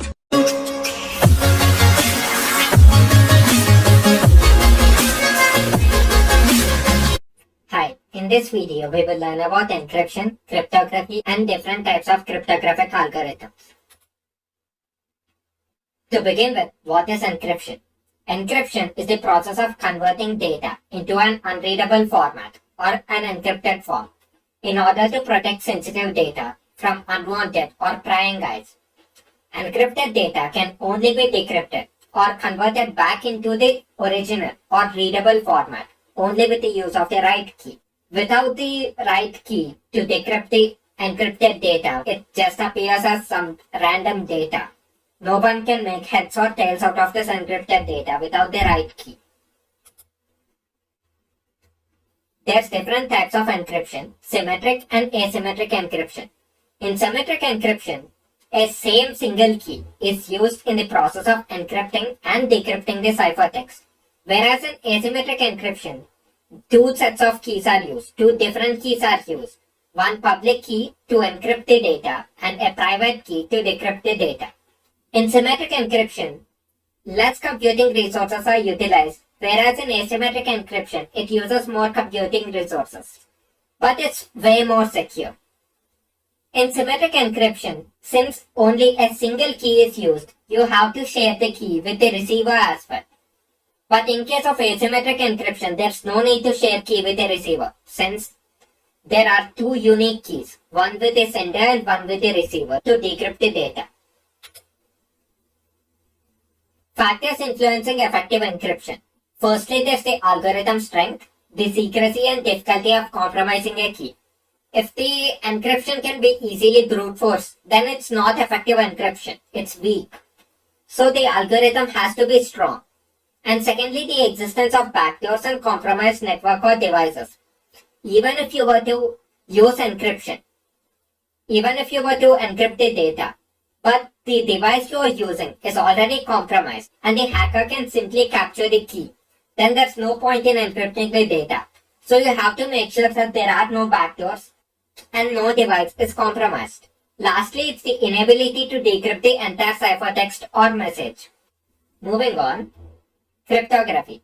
Cryptography is the method of storing and transmitting data in a form that only those it's intended for can read and process this data. To put it simply, it's the ability to encrypt data in an order to make it more secure. Some need to know key terms are as follows. Clear or plain text. Plain text is an unencrypted message, whereas a ciphertext, it means that it's an encrypted message. Similar to encryption, cryptography protects the information or data by converting it into an unreadable format or ciphertext. It involves creating written or generated codes to keep the information secret. Cipher is the process by which a message is encrypted and decrypted. Only those with the right key will be able to decrypt the ciphertext. Cryptanalysis. Cryptanalysis refers to the process of analyzing or studying the information systems in order to understand the hidden aspects of the systems. It is used to breach cryptographic security systems and gain access to the contents of encrypted messages, even if the cryptographic key is unknown. Cryptanalysis is used to test how effective the encrypting algorithm is. Cryptanalysis is used to test the security systems, to test the effectiveness of the algorithm, to make sure that it isn't easily compromised. Cryptanalysis is a study of ciphertext, ciphers, and crypto systems with the aim of understanding how they work and finding and improving techniques for defeating or weakening them. For example, cryptanalysts seek to decrypt the ciphertext without the knowledge of the plaintext source, encryption key, or the algorithm used to encrypt it. They just get the encrypted data, and they have no knowledge of the plaintext or the key used. They have no knowledge whatsoever. They just have the encrypted data. Cryptanalysts then target the secure hashing and digital signatures and cryptographic algorithms, and they check the effectiveness of the encryption. If they are able to crack the encryption, then it means that the algorithm used is not up to the mark. Cryptographic algorithms. A cryptographic algorithm is a mathematical equation used to scramble the plaintext and make it unreadable. They are used for data encryption, authentication, and digital signatures. There are three types of cryptographic algorithms: symmetric keys, asymmetric keys, and hash function. To begin with, symmetric key cryptography. In this symmetric key cryptography, both the sender and receiver share a single key, and the sender uses this to encrypt the plaintext. The ciphertext is then sent to the receiver, and the receiver uses the same key to decrypt the message and recover the plaintext or the original data from the sender. Symmetric encryption ciphers consist of two main categories: block ciphers and stream ciphers. Block and stream ciphers are two separate ways that you can encrypt data using symmetric encryption algorithms. With a block cipher, you can encrypt information in chunks. A block cipher breaks down plaintext messages into a specific fixed size block before converting them into a ciphertext using a key. Whereas with a stream cipher, you can only encrypt information bit by bit. A stream cipher breaks a plaintext message down into single bits, which then are converted individually into ciphertext using key bits. In block cipher, you convert chunks of data into the ciphertext, whereas in stream cipher, you break down the plaintext message into single bits and then individually convert it into ciphertext. Moving on, asymmetric encryption. Now let's understand what asymmetric encryption is. In symmetric encryption, we only use one key, whereas in asymmetric encryption, there's two keys involved. In public key or asymmetric cryptography, there are two related keys called the public key and private key. While the public key may be freely distributed, the paired private key must remain confidential. The public key is used for encryption, and the private key is used for decryption. Moving on, lastly the third part, the cryptographic hash function. The cryptographic hash function is the mathematical algorithm that maps data of the message, the plaintext, into bit array of fixed size, the hash value or hash. It is used to check the integrity of the data. But what is hashing? Some of you already might be familiar with hashing, or you might be hearing it for the first time. Hashing or a hashing algorithm is a one-way process that converts your input data of any size into a fixed length enciphered data. It is practically infeasible or not ideal to reverse the hashing function to get the original message. At the center of the process is where you will find a hash function. Basically, you can either take a short sentence or an entire stream of data, run it through a hash function, and wind up with a string of data of a specific length.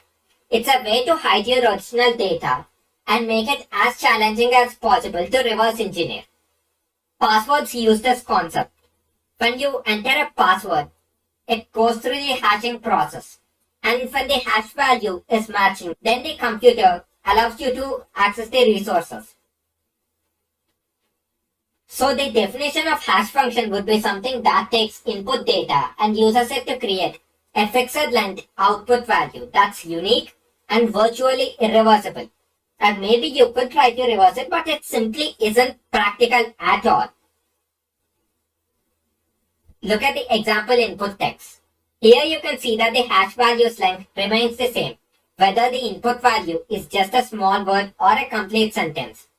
Even if you hash an entire series of books, the hash value length remains the same. Hashing versus encryption. Now you might be wondering, both of them sound pretty similar, but aren't they the same thing? Short answer, no. Hashing and encryption are two separate cryptographic processes. Encryption is something you can use to convert plain text data into something unreadable using algorithms and a key. However, you are also able to decrypt that data either by using the same key or the different key, depending on if it's symmetric encryption or asymmetric encryption. But a cryptographic hash function is different because once you hash the data, you can't restore it back to its original format because it's a one-way process.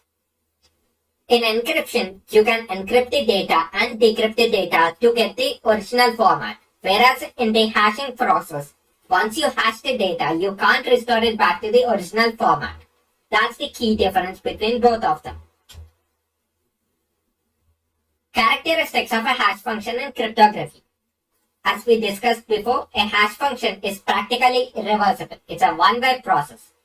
And the hash values are unique. No two different input data should ideally generate the same hash value. Features of hash function. It enables the users to identify whether the data has been tampered with. A hash function prevents your data from being reverse engineered. Drawbacks of hash function. You can't retrieve the data because it doesn't exist anymore. Because the hashing has a non-reversible nature, you can't retrieve the original data from the hashed value. A hash function in cryptography is used to verify the data integrity. Hashing protects the data from leakage, compares the large chunks of data, and detects if there's any data tampering to see if any data tampering occurred. Some of the uses of hashing include the use of digital signatures, biometric, password storage, SSL and TLS certificates, code signing certificates, document signing certificates, and email signing certificates. As we discussed before regarding the password storage, the computer won't remember the exact password. It remembers the hash value. And when the user enters the password is converted using the hashing algorithm. If the hash values match, the user gains access. If not, access is denied.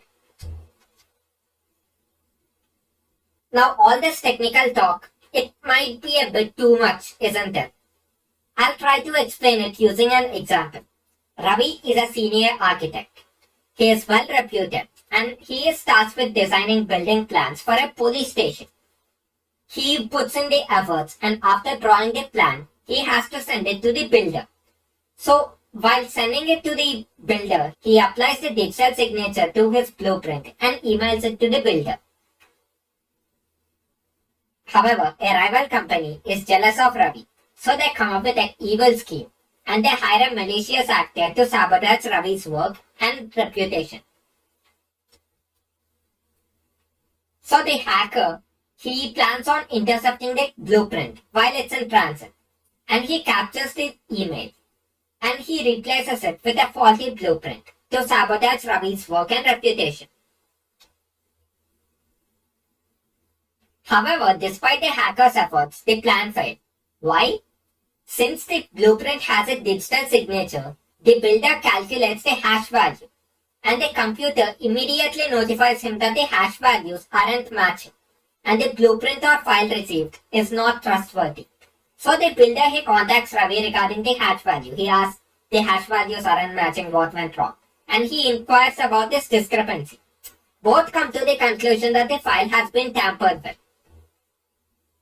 Ravi confirms that his plan is different than what is in the email, and both Ravi and Builder come to the conclusion that it has been tampered. Since the document had a digital signature, its hashing function saved Ravi from reputational damage and the Builder from financial damage. If Ravi didn't sign the blueprint with the digital signature, then the Builder had no way to verify its authenticity, and it could have costed both of them dearly. Now that we've learned what hashing is, let's discuss the types of hashing algorithms involved. Firstly, there's the secure hash algorithms, SHA. SHA, it's more of a family of cryptographic hash functions, published by the National Institute of Standards and Technology. But what does this mean and what is this family about? These secure encryption or file check functions have arisen. They have come up to meet some of the top cybersecurity challenges of the 21st century, as a number of public service groups work with federal government to provide better online security standards for organization and the public. SHA family are as follows. Firstly, there's the SHA-0.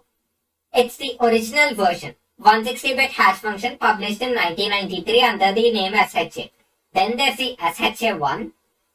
It was designed by the NSA to replace the previous SHA-0 because of a major flaw, but they never disclosed what the flaw was. And then there's the SHA-2. It consists of a family of two similar hash functions with different block sizes, known as SHA-256 for 32-bit words and SHA-512 for 64-bit words. And lastly, there's the SHA-3. It supports the same hash lengths as SHA-2, and its internal structure differs significantly from the rest of the SHA family. SHA-3 is the latest algorithm. And then moving on, there's the MD5 hash function. The message digest algorithm is a cryptographically broken but still widely used hash function producing a 128-bit hash value. MD5 was initially designed to be used as a cryptographic hash function. However, it has been found to suffer from extensive vulnerabilities, so it's not recommended to be used for hashing functions. But it can still be used as a checksum to verify data integrity, but only against unintentional corruption. To sum up the types of hashing algorithms, SHA is a non-vulnerable algorithm. It's secure, and more specifically, SHA-256 for 32-bit words is the most used in hashing function. Whereas MD5, it used to be a cryptographic hashing function, but it has a lot of weaknesses. And it was concluded that MD5 is no longer fit for hashing function, and it's unsuitable for further use. Cryptography benefits and drawbacks. As the world is driven and dependent on technology, as we are increasingly reliant on technology, even critical information is now stored, processed and communicated in the digital form on IT systems. Malicious actors are now targeting the IT systems to steal information or sabotage critical infrastructure. Modern cryptography proved to be a valuable asset in significantly improving the IT security by blocking the malicious actors' attempts to compromise the system and simultaneously allowing the legitimate user access information readily. Cryptography is an essential information security tool. It provides the four most basic services of information security: confidentiality, authentication, data integrity, and non-repudiation. In confidentiality, encryption techniques guard the information and communication from unauthorized revelation and access of information. The authentication aspect makes sure that the cryptographic techniques, such as MAC and digital signatures, can protect information against spoofing and forgeries. When it comes to data integrity, the hash functions are playing a vital role, a very important role, in assuring that the users about the integrity of the data. And lastly, the non-repudiation. The digital signature provides a non-repudiation service to guard against the dispute that may arise during the denial of passing message by the sender. However, it isn't all good. There are certain drawbacks to cryptography. A strongly encrypted, authentic and digitally signed information can be difficult to access, even for a legitimate user, at crucial time of decision making. The network or the computer system can be attacked and rendered non-functional by an intruder. And it also comes at a cost. The cost is in terms of time and money. Addition of cryptographic techniques in the information processing leads to a delay.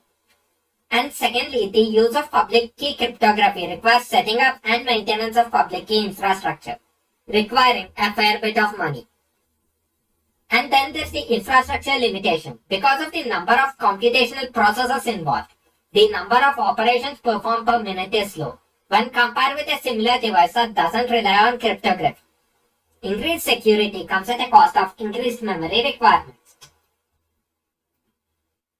Also, cryptography does not guard against the vulnerabilities and threats that emerge from poor design of systems, protocols, and procedures. These need to be fixed through proper decision and setting up defensive infrastructure. The security of cryptographic technique heavily relies on the computational difficulty of mathematical problems. Any breakthrough in solving a mathematical problems or increasing the computing power can render a cryptographic technique vulnerable. The security of cryptographic technique algorithm used is based on the computational difficulty of the mathematical problems. Now that we've understood what cryptography, its types, advantages and drawbacks, now we'll also discuss the future of cryptography. The emerging quantum computers, they pose a threat to the current cryptography methods. Modern cryptography will have to look for a computationally harder problems or devise a completely new techniques of archiving the goals presently served by modern cryptography. Cryptography relies on the strength of the mathematical problem, and quantum computers are pretty good at solving mathematical problems. So it isn't too difficult to see that the current cryptographic methods could be compromised with the development of quantum computers. So we'll have to look for a computationally harder problem or devise a completely new method or techniques of archiving the information, of protecting the information. And then there's the ECC. ECC's advantages and disadvantages are not yet fully understood. It allows to perform encryption and decryption in a drastically lesser time, thus allowing a higher amount of data to be passed with the equal amount of security. However, as other methods of encryption, ECC must also be tested and proven secure before it is widely adopted for governmental, commercial, or private use.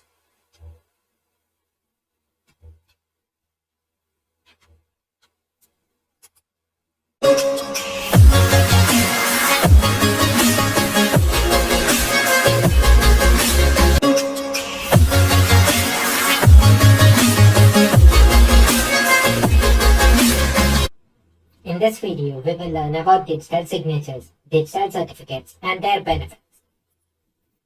To begin with, what is a digital signature? A digital signature is an electronic signature that is backed by a digital certificate to prove its authenticity.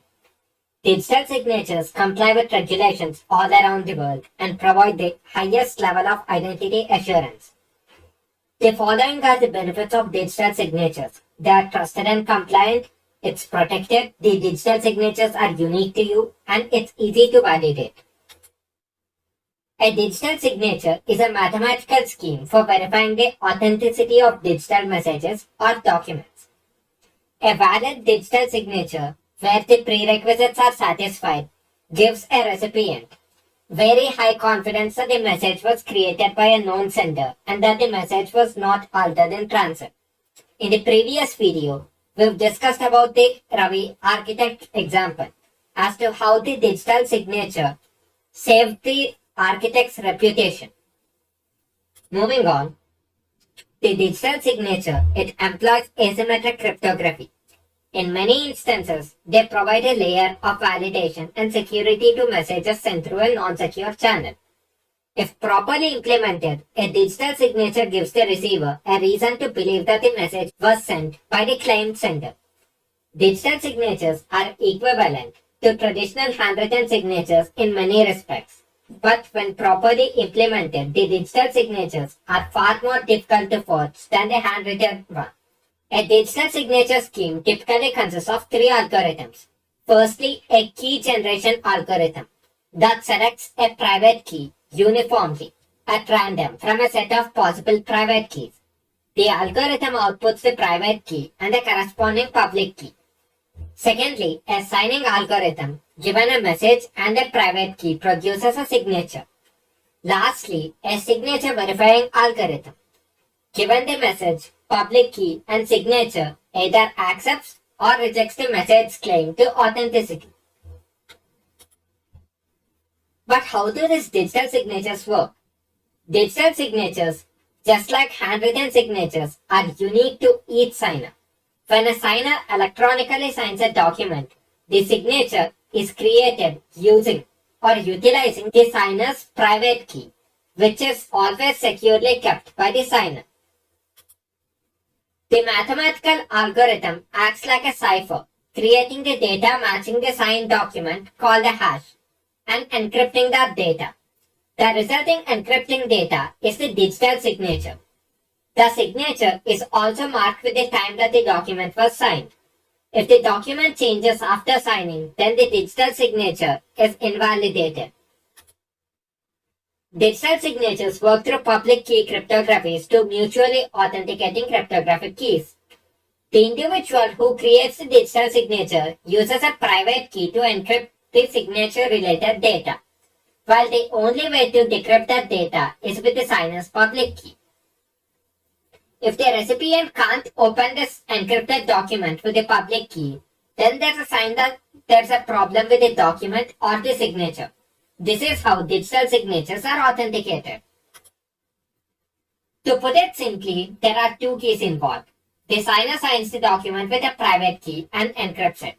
Then a reference hash value is generated. This encrypted file is then sent to the recipient, and then the recipient can decrypt the file using the public key. If the hash values match, then the file isn't tampered with. If the hash values does not match, or if the recipient can't open the document with the public key, then there's a sign that there's a problem with the document or the signature. Now moving on, what is a digital certificate? Earlier, I mentioned that the digital signatures are backed by digital certificates. A digital certificate is a file or electronic password that proves the authenticity of a device, server, or user through the use of cryptography and public key infrastructure. Digital certificate authentication helps organizations ensure that only trusted devices and users can connect to their networks. Another common use of digital certificates is to confirm the authenticity of a website to a web browser, which is also known as Secure Socket Layer or SSL certificate. A digital certificate contains identifiable information such as a user's name, company or department, and the device IP address or serial number. Digital certificates contain a copy of public key from the certificate holder, which needs to be matched to a corresponding private key to verify if it's real. A public key certificate is issued by the certificate authorities, also known as CS in short, which sign certificates to verify the identity of the requesting device or the user. Digital certificates can be requested by individuals, organizations, and websites too. But to do so, they provide information to be validated and a public key through a certificate signing request. Then the information is validated by a publicly trusted certifying authority, which signs it with a key that provides a chain of trust to the certificate. This enables the certificate to be used to prove the authenticity of a document, for client authentication, or to provide proof of a website's credential. Now, what are the benefits of using digital certificates? First and foremost, security. Digital certificates encrypt internal and external communications to prevent attackers from intercepting and stealing sensitive data. For example, a TLS or Secure Socket Layer certificate encrypts data between a web server and a web browser, ensuring an attacker cannot intercept website visitors' data. Secondly, its scalability. Digital certificates provide businesses of all shapes and sizes with the same encryption quality. They are highly scalable, which means that they can be easily issued, revoked, and renewed in seconds, used to secure user devices and managed through a centralized platform. Thirdly, it's the authenticity. Digital certificates are crucial to ensuring that the authenticity of online communication in the age of widespread cyber attacks. They make sure that users' messages will always reach their intended recipient, only reach their intended recipient. TLS or SSL certificates encrypt websites, secure multi-purpose internet mail extensions, encrypt email communication, and document signing certificates can also be used for digital document sharing. Reliability. Only publicly trusted certificate authorities can issue digital certificates. Obtaining one rigorous vetting, which ensures that hackers or fake organizations cannot trick victims that use a digital certificate. Public trust. Using a digital certificate provides confirmation that the website is genuine and that the documents and emails are authentic. This projects public trust, assuring clients that they are dealing with a genuine company that values their security and privacy. Now, what are the differences between digital certificate and digital signature? A digital certificate is a file which verifies the identity of a device or a user, and a digital certificate enables the encrypted connections, whereas a digital signature is a hashing approach that uses a numeric string to provide authenticity and validate identity. A digital signature is typically fixed to a document or email using a cryptographic key. The signature is hashed and then the recipient receives it. It performs the same hash function to decrypt the message. Perfect forward secrecy. What does it mean and why does it matter? In cryptography, the forward secrecy, also known as perfect forward secrecy, PFS in short, is a feature of specific key agreement protocols that gives assurance that session keys will not be compromised, even if long-term secrets used in the session key exchange are compromised. The value of forward secrecy is that it protects the past communication. This reduces the motivation for attackers to compromise keys.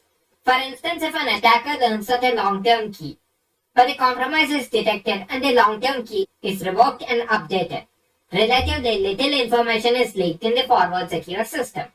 Cipher suit. A cipher suit is the culmination of compatible ciphers. As part of the TLS handshake, the server and the host device communicating agree on mutually compatible cipher suit. A cipher suit can be explained as a set of algorithms that help secure a network connection.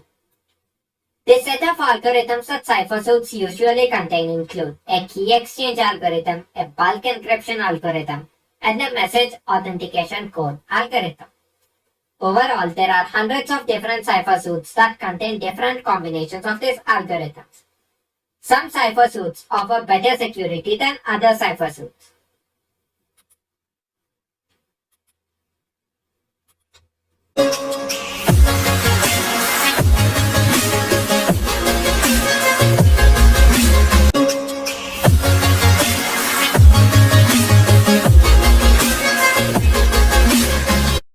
In this video, we will learn about digital certificate authorities. What is a digital certificate? In the previous video, we've learned that a digital certificate is a file or electronic password that proves the authenticity of a device, server, or user through the use of cryptography and PKI. Digital certificate authentication helps organizations ensure that only trusted devices and users can connect to their networks. Another common use of digital certificates is to confirm that the authenticity of a website to a web browser, which is also known as Secure Socket Layer or SSL certificates. But who issues these digital certificates? That's the question we need to answer. The answer is certificate authority. In cryptography, a certificate authority or certification authority is an entity that stores, signs, and issues digital certificates. A digital certificate certifies the ownership of a public key by the named subject of the certificate. To put it simply, the certificate authority is a trusted organization. And this certificate authority is responsible for issuing digital certificates. They do this by verifying the identities of the entities and assigning cryptographic keys to these verified identities by issuing digital certificates. Now, what's the role of certificate authority? Suppose you open the browser and use it to access Udemy website or any website which utilizes HTTPS protocol. If you take a closer look at the URL bar, you can see a small padlock. If a website wants to display the secure padlock on their website to assure the visitors that their site is secure, firstly then the website needs to follow the HTTPS protocol.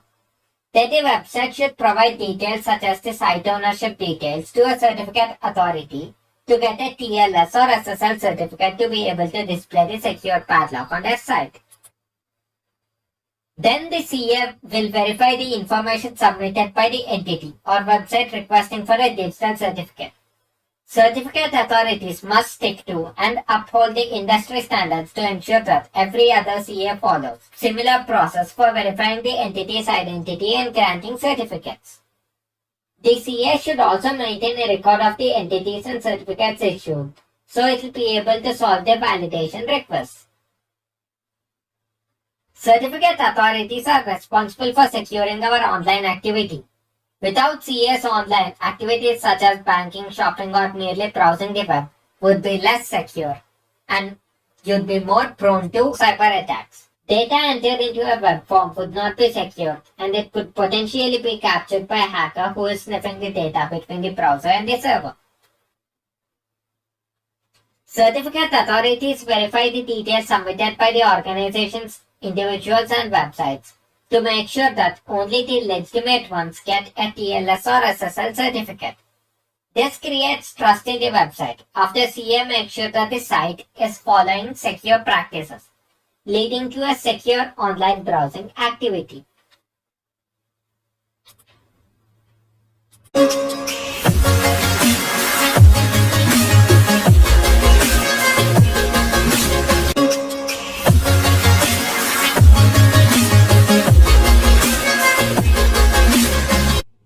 Hi, in this video we will learn about PKI, Public Key Infrastructure.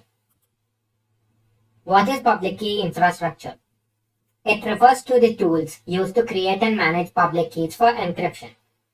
To put it simply, it's a system of processes, technologies, and policies that allow you to encrypt and sign data with the use of this cryptographic key.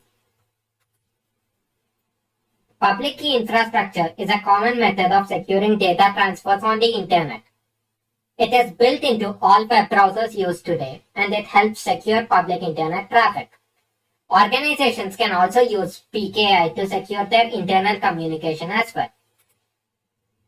The most important concept associated with PKI is the cryptographic keys that are part of the encryption process and serve to authenticate different people or devices attempting to communicate with the network. Now, why is this PKI important? PKI is crucial because with encryption and authentication, it makes secure communication possible, and it ensures that the network is trustworthy. PKI can stop an intruder from gaining access to the network through a connected device by relying on the authentication process. It's able to keep a potentially dangerous threat away from an organization. Common PKI use cases are as follows. Firstly, it's to secure web pages, and then it's to encrypt the files, authenticating and encrypting email, and then authenticating the nodes to the wireless networks, and authenticating VPN connections. So how does this work? PKI infrastructure works through the implementation of two key technologies, keys and certificates. A key is a long number used to encrypt data. Each element of a message gets encrypted using the key formula. For example, if you want to write a message where every letter is replaced by the letter after it, then A will become B, C will become D, etc. Then the message learning with Ray looks like this random gibberish. After encryption, only those who have the key will be able to decrypt their message. However, with PKI, the key involves advanced mathematical concepts that are much more complicated. In the previous example, there is only one key, and if the recipient has it, then they can easily decrypt the message. But with PKI, there are two keys, a private key and a public key. The public key is available to anyone who wants it and is used to encrypt a message before sending it. The keys are connected by a complex mathematical equation, whereas a private key is what you use to decrypt the message after you receive the encrypted message. Even if the keys are connected, it is extremely difficult, very difficult, to ascertain the private key by using the data from the public key. It's next to impossible. Moving on, next we'll be discussing about the certificate authority. As we've discussed in the previous videos, CA is a trusted organization responsible for issuing the digital certificates to devices, websites, or users. They do this by verifying the identities of the entities and assigning cryptographic keys to these entities by issuing digital certificates. These certificates let you know if the person or device that you want to communicate with is legitimate or not. When the correct certificate is associated with a device, then, only then, the device is considered authentic. The validity of the certificate can be authenticated through a system that checks whether it is legitimate or not. That's what the CA does. PKI certificates. PKI certificates refer to the documents that grant an entity permission to engage in the exchange of PKI keys. They are similar to passports that carry an identity unique to the holder. Without this passport, the entity is not allowed to participate in the exchange of PKI encrypted data. Common uses of PKI certificates. Firstly, it's the HTTPS protocol. By now, almost everyone on the web is familiar with HTTPS to some extent. In HTTPS, the certificates identify each website the user tries to reach and make sure that the messages sent back and forth are not intercepted or changed. HTTPS protocol prevents a wide range of man-in-the-middle attacks. Even if the hacker intercepts the traffic is encrypted and the hacker will be unable to read the data. Another common use of PKI certificates is secure shell. Various SSH protocols can use different certificate formats. They all perform the same basic function, making sure users and computers are who they claim to be. SSH also shields the network from sniffing attacks.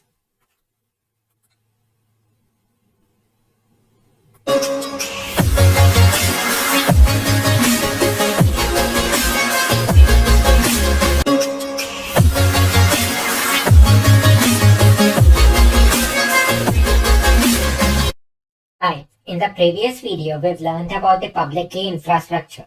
In this video, we will learn more about the PKI management. PKI management involves a proactive approach in managing the digital certificates and cryptographic keys that make public key encryption possible. Having clear visibility and control of your certificate and the key life cycles is at the heart of the PKI management. It's the difference between knowing that you've taken all the necessary steps to ensure your sensitive data is secure versus leaving it at the risk of falling it into the wrong hands. It's important to adopt a proactive approach in managing the digital certificates and cryptographic keys to make the public encryption secure. PKI management is a combination of processes, technologies, and policies that allow you to control the components of PKI life cycles, such as the digital certificates and public-private key pairs. The goal of PKI management is to, first and foremost, ensure that sensitive data remains securely encrypted by avoiding encryption vulnerability or decryption key disclosures to unauthorized parties. Secondly, it's to avoid downtime caused by the certificate expirations or related issues. PKI lifecycle management relates to everything from how these cryptographic assets are created, stored, distributed, to how they are used, destroyed, or revoked. It's about managing everything related to the certificate and key life cycles and their functions. The lifecycle management involves requesting and generating new digital certificates, generating and activating cryptographic key pairs for those certificates, distributing and using the digital certificates, securely storing and backing up your cryptographic keys, and monitoring and reporting all certificates and their corresponding keys, renewing existing valid certificates, reissuing expired certificates, revoking compromised certificates and keys, recovering keys in some certain specific circumstances, and securely destroying keys. Implementing certificate and key management best practices is a very important part of PKI management. We'll start with key management. Key management refers to the management of cryptographic keys in a crypto system. This includes dealing with the generation, exchange of keys, storing these keys, use of these keys, crypto shredding, and replacement of these keys. It includes the cryptographic protocol design, key servers, user procedures, and other relevant protocols. Key management concerns keys at the user level, either between users or systems. Successful key management is critical to the security of a crypto system. It is the more challenging side of cryptography, in a sense that involves aspects of social engineering, such as system policy, user training, organizational and departmental interactions, and the coordination between all of these elements, in contrast to pure mathematical practices that can be automated. The mathematical part can be automated by the algorithms and the IT infrastructure.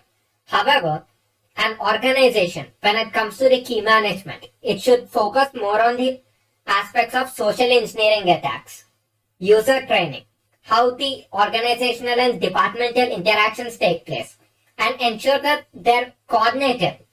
Moving on, the key management can be explained in the following 4 steps. Firstly, it's the key generation, then key exchange, key storage, and key use. Key generation. Keys should be randomly generated using an effective cryptographically secure function. Keys should not be based on common words or phrases or on random characters generated by mashing the keyboard. When multiple keys are used, they should be fully independent from each other. Secondly, it's the key exchange. Key exchange is a method in cryptography by which the cryptographic keys are exchanged between the two parties or entities, allowing use of a cryptographic algorithm. If the sender and receiver wish to exchange encrypted messages, each entity must be equipped to encrypt messages to be sent and decrypt the messages received. And thirdly, it's the key storage. Securely storing the keys is one of the hardest problems to solve, as the application always needs to have some level of access to the keys in order to decrypt the data. While it may not be 100% possible to fully protect the keys from an attacker who has fully compromised the application, however, a number of steps can be taken to make it extremely hard for the attackers to obtain the keys.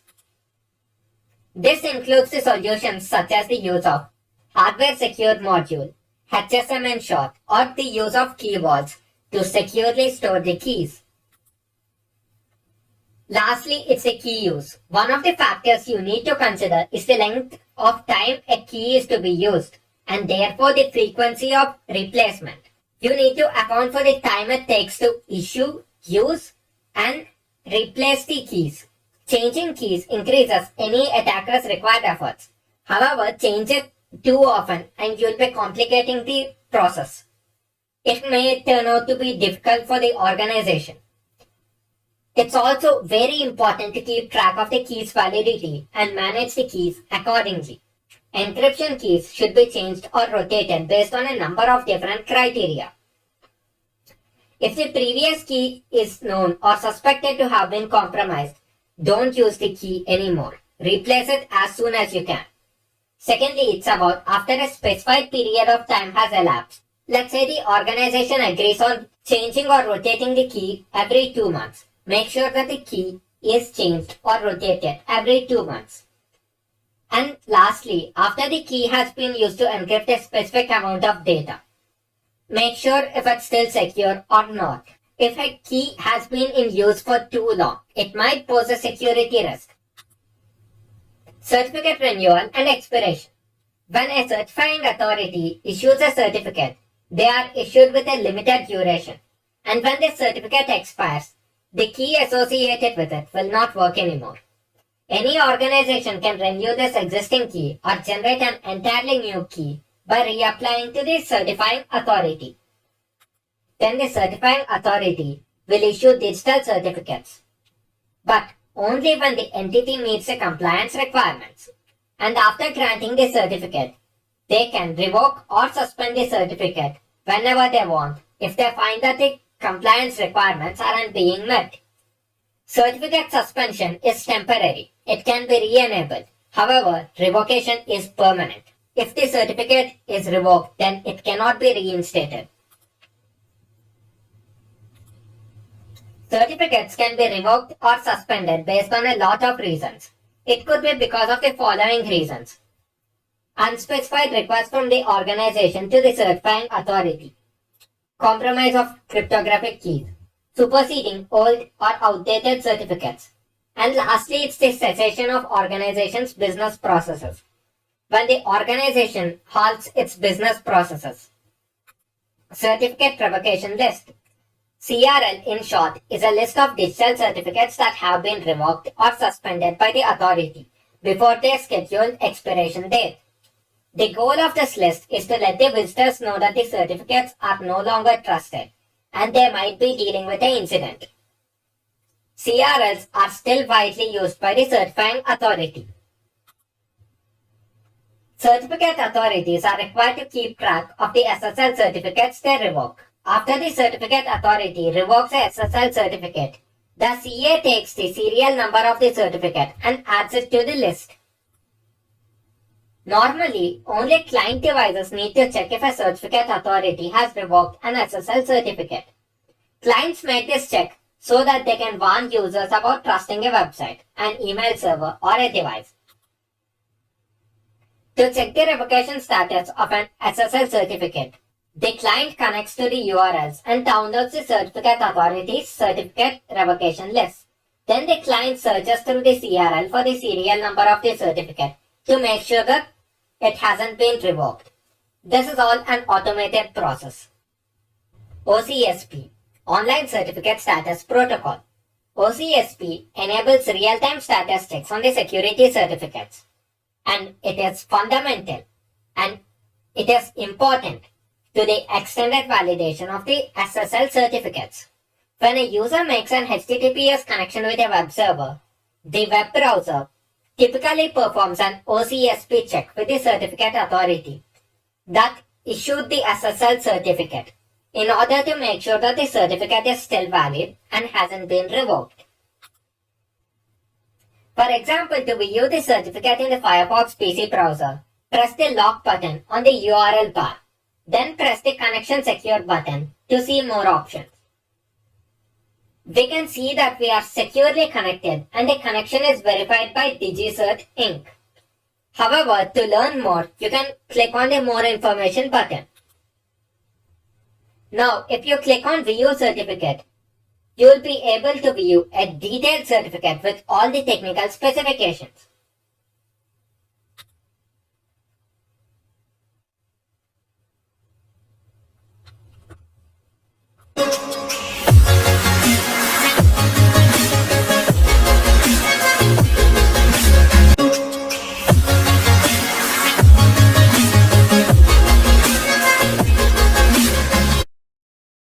In this video, we will learn about identification, authentication, and access control systems in a brief manner.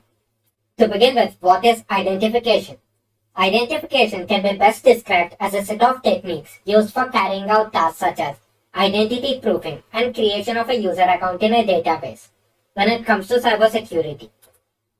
Whereas authentication is a set of techniques used for making sure that only the legitimate owner of the account is the one accessing the account and not someone else. Access control systems. Access control can be explained as the selective restriction of access to a place or other resource. And access management is the process of enforcing the selective restriction of access to maintain access control. Access control systems can also be viewed as a set of technical controls in place to manage the interaction between the subjects and the objects.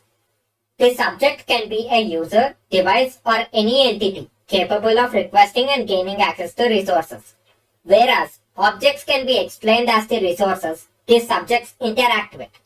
Objects can be databases and networks. At a very basic level, access control is a means of controlling who enters a location and when. The person entering may be an employee, a contractor, a visitor, and they may be on foot, driving a vehicle, or using another mode of transport. The location they are entering may be, example, a site, a building, a room, or a cabinet. When we talk about physical access control system, we are usually referring to an electronic security system. They typically use an identifier, such as an access card, to authorize people to enter certain areas. And as they are capable of logging who accessed where and when, they can provide valuable data to help you track how your building and sites are being used. Identity and access management. This involves identifying, authenticating, and authorizing individuals to have access to systems or networks. First, it begins with the identification, then authentication of the user. This could be carried out with passwords and biometric authentication or with the use of multi-factor authentication. Once the user is authenticated, then the user is authorized to use the resources. Then it comes to the user management or accounting.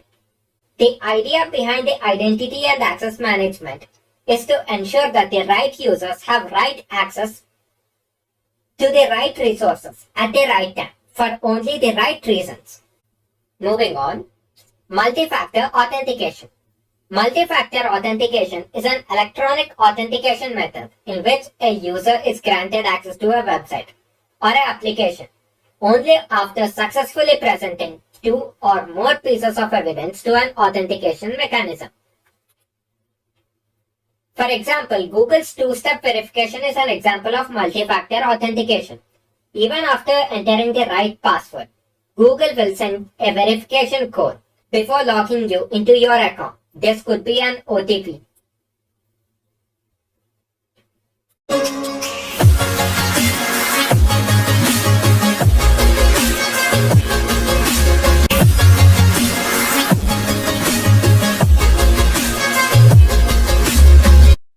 Hi, in this video we will learn about knowledge-based authentication. We'll start by understanding what KBA is. In knowledge-based authentication, the authentication system, it asks a security question such that only the legitimate user has the knowledge to be able to provide the right answer. The questions based on this info can be security questions such as, what is your pet's name? Or, what's the name of your 6th grade science teacher? Such questions are a bit personal. Only the legitimate user is able to answer such questions, since only the user is supposed to have the right answer to these questions. Only the legitimate user has knowledge of the security questions, and only the legitimate user is supposed to have the knowledge to answer these questions. Only after the user answers the security questions, the user will be authorized and granted access to the systems or resources. Organizations use knowledge-based authentication to verify a user's identity based on the information only the user knows about. There are two types of knowledge-based authentication, static KBA and dynamic KBA. We'll start with static knowledge-based authentication. Most of us are familiar with this type of authentication. When creating an account online, such as a Google account, we are asked to answer a few security questions, such as the name of your first pet or your mother's date of birth. As long as the user remembers what answer they've entered at the time of account creation, they'll be able to answer the questions when they need to prove that they are legitimate users. Then the system will authorize them. Whereas in dynamic knowledge-based authentication, when you compare it to the static knowledge-based authentication, it provides a relatively higher level of security It's not as popular as the static knowledge-based authentication, and it's not very widely adopted. Instead of asking a security question with a fixed answer, the dynamic KBA, it asks a questions with multiple options, such as which of the following is your least favorite artist. Only one of these options is the correct answer to the security question. The user needn't necessarily reveal who their favorite artist is. They just need to remember which artist they picked as their least favorite artist. Now that we've understood what the knowledge-based authentication systems are, now we'll learn more about how secure it is. KBA is far from perfect and it has its own flaws. And there are many ways for an attacker to get past the knowledge-based authentication. The information needed to answer the security questions can be acquired by information gathering techniques and social engineering techniques. I'll explain this with an example. Imagine that hacker is searching for information on a company. They realize that the company is using knowledge-based authentication. So they use a harvester tool to create a list of the employee names, their designations, emails, and phone numbers. They find an employee named Bob interesting. Bob is the manager of accounting department. Based on the information that the harvester tool has dug up, the hacker group finds out that Bob's email is linked to Bob's Facebook profile. Now, I want you to imagine Bob as a family man. Bob is excellent at accounting. Unfortunately, he doesn't know how to limit his digital footprint. Bob set his Facebook profile to public, and fortunately for the hackers, they are able to see his entire Facebook timeline. By scrolling through Bob's Facebook timeline, the hacker group learned about the school and college Bob went to, the name of his childhood pet, Bob's mother's birthday, and other personal information that can be used to answer such security questions. They also befriended Bob with a fake profile to gain more useful information under the guise of getting to know Bob better. With all the information hackers acquired, they were able to crack the password and get past the KBA to gain the access to sensitive financial data. The personal information used for knowledge-based authentication can be obtained by social engineering techniques. Bad actors can find and use personal information posted on social media to their advantage. They can come up with a more tailored approach to compromise the organization by taking advantage of the weakest link in the organization. The strength of the organization, the cybersecurity defenses, are only as good as the weakest link in the organization. You need to remember that. For KBA to be effective, the employees in an organization must be cyber aware and practice digital hygiene. The answers to KBA should not be public knowledge. These days, we post everything on Instagram, Facebook, and other social media sites. And it's very important that we are careful about what we choose to put out there. When you're answering the KBA, when you're giving the answer that the system needs to remember, the answers to KBA needn't necessarily correlate with the employee's life events. The employee should just be able to recall the answer they entered when creating their user account. To answer this question, the employee can enter a fake pet name to answer the security question. But by entering a fake name, the employee has to make sure that they will remember the answer to the security question. Or the employee can answer with the pet's real name, but not post anything about their pet on social media. I think you understand what I'm trying to say. The employee simply needs to remember the answer he's given, and it shouldn't be public knowledge.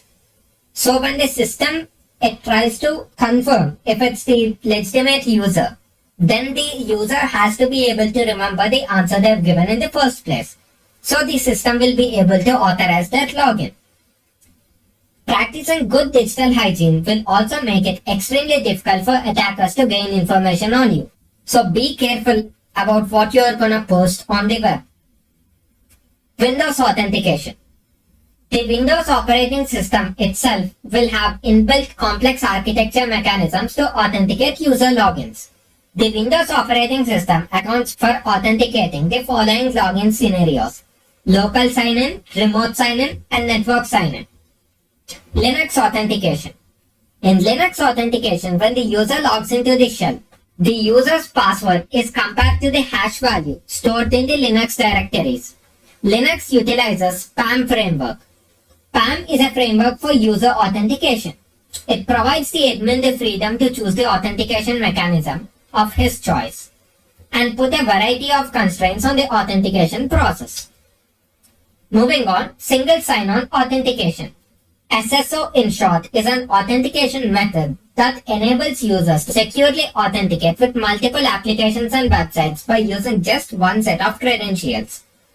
This makes it simple for the users to access multiple applications. Kerberos authentication serves as a good example for the single sign-on authentication. But to begin with, what is Kerberos? It's a three-headed dog. It's terrifying. And the job of this dog is to keep the souls in the underworld and prevent the souls from escaping the underworld. It guards the gates. And the Kerberos authentication, it's somewhat similar in the real world. But instead of keeping the souls from leaving the underworld, its role is to authenticate users while preventing passwords from being sent over the internet. Kerberos is a computer network authentication protocol developed in the 1980s by MIT computer scientists.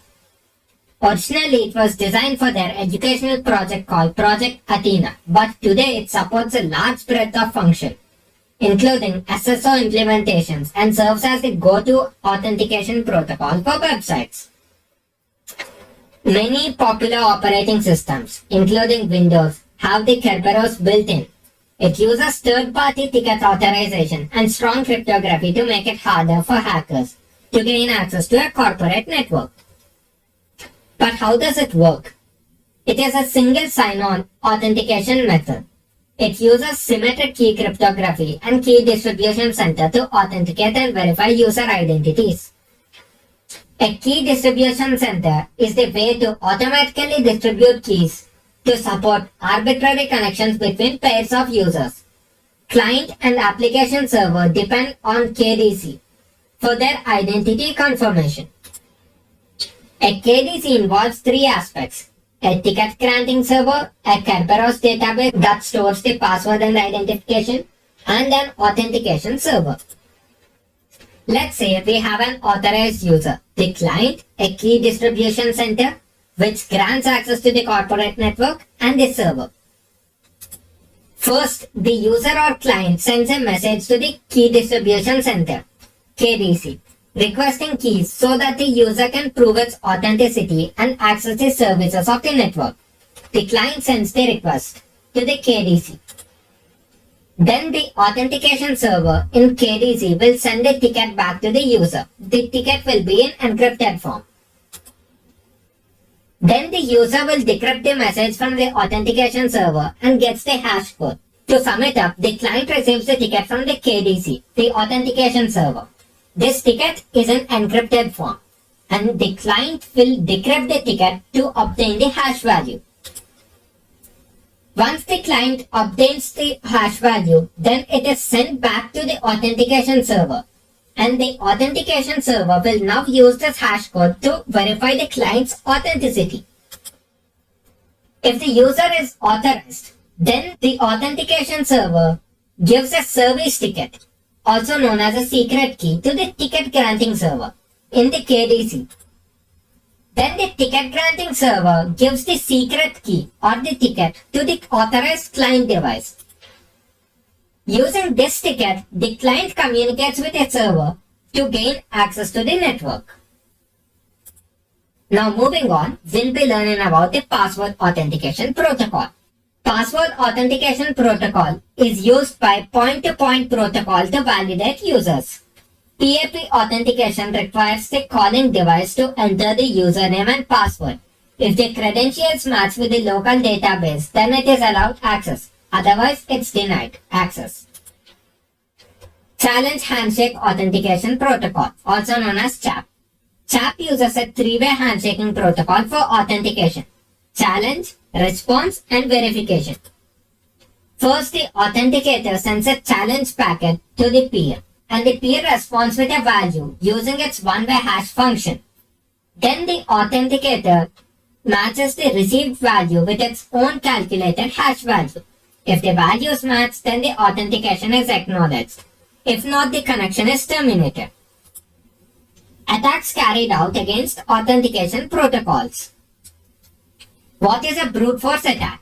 A brute force attack is a hacking method that uses trial and error to crack passwords, login credentials, and encryption keys. It is a simple yet reliable tactic for gaining unauthorized access to individual accounts and the organization system and networks. In a brute force attack, the hacker tries multiple username and password combinations by using a computer to test a wide range of combinations until they find the correct login information. It involves a lot of trial and error.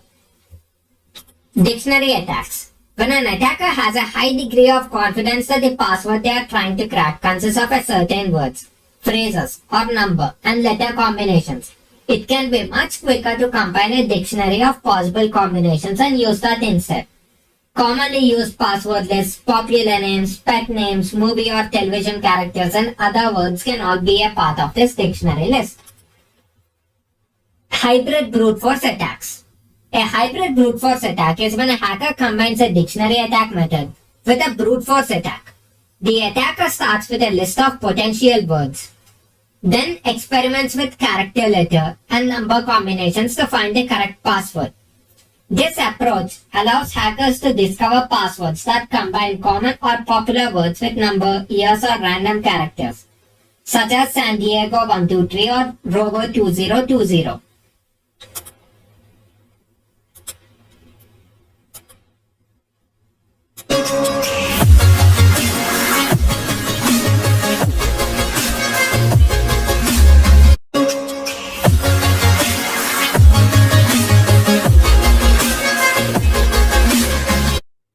Hi, in this video, we will learn about the technology implementing the secure authentication.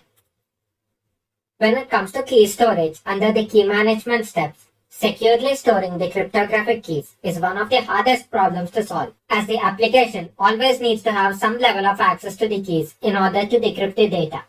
And it is not 100% possible to fully protect the keys from an attacker who has fully compromised the application.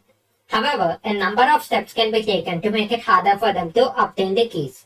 We'll be discussing what steps we can take to make it difficult for the hacker to obtain the keys. We can use key management devices to securely store keys, and they include the following: a hardware security module, smart card, trusted platform module, and a USB key. A hardware security module is a physical computing device which safeguards or protects and manages the digital keys. It performs encryption and decryption functions for digital signatures, strong authentication, and other cryptographic functions. HSM are tamper and intrusion resistant hardware components. Organizations use the hardware security modules to protect and store their cryptographic keys while still making them available for use by authorized users.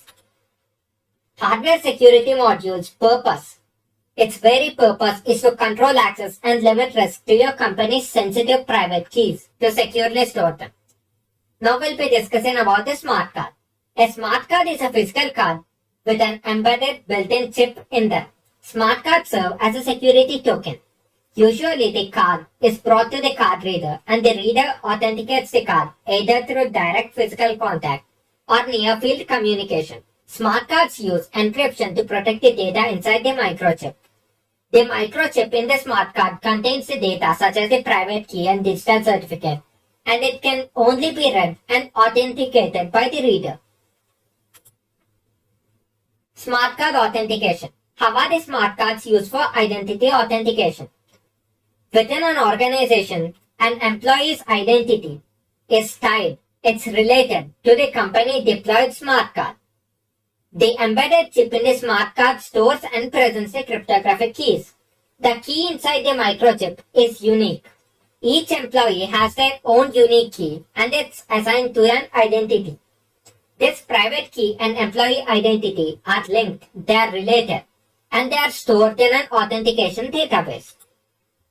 Without a proper smart card, reader, and software working together as intended, they have to be in sync.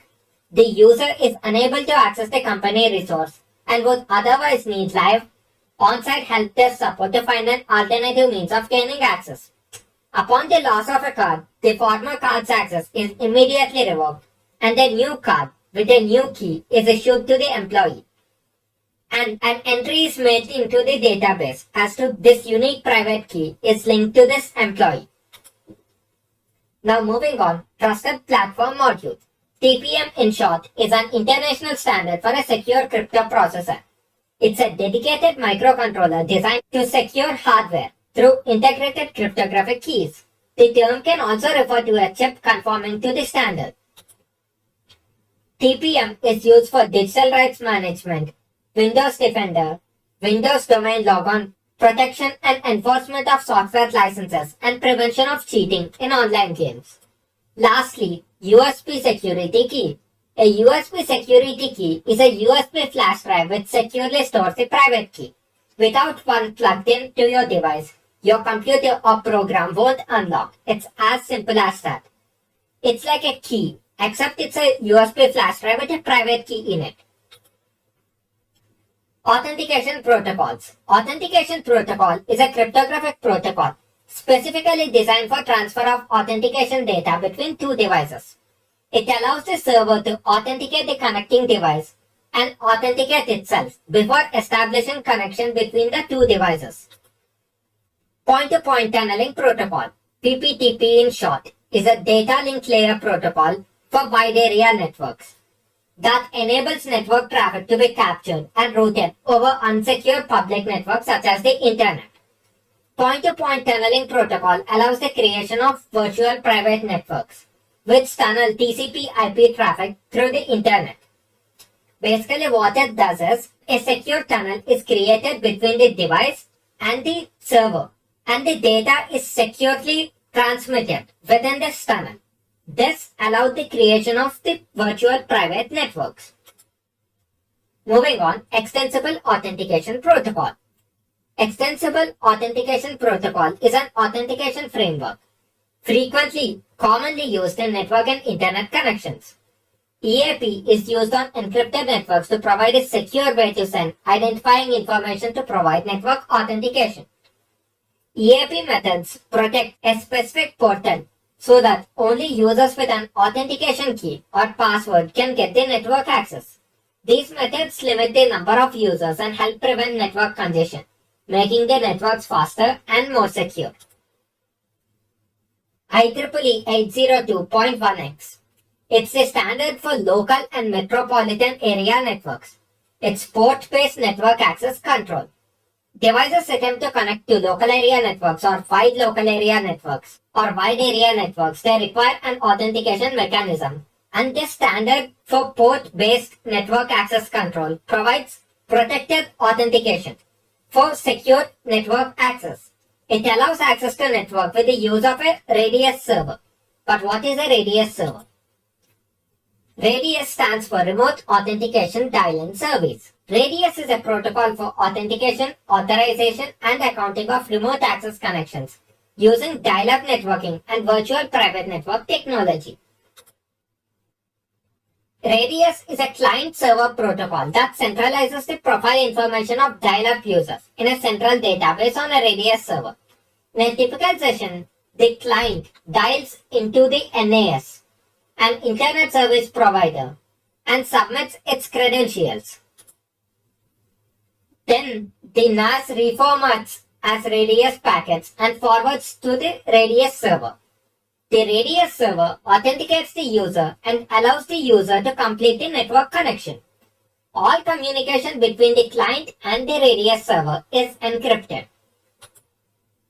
Moving on, Open Authentication. You must have seen it before.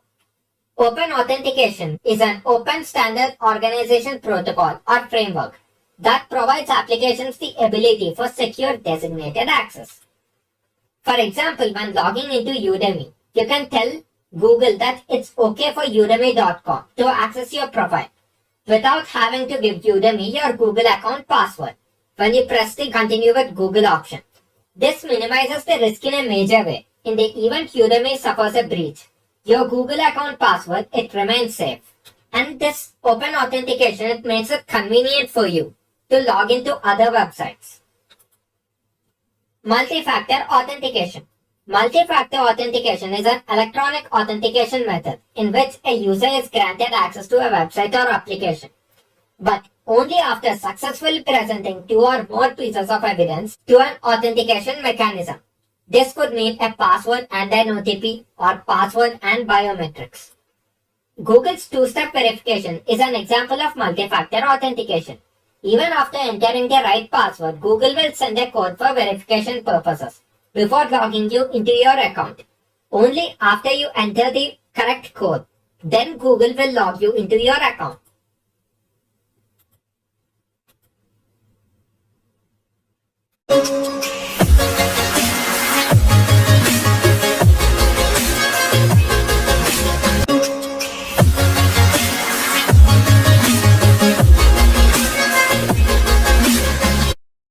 Hi, in this video, we will learn more about the biometric authentication concepts.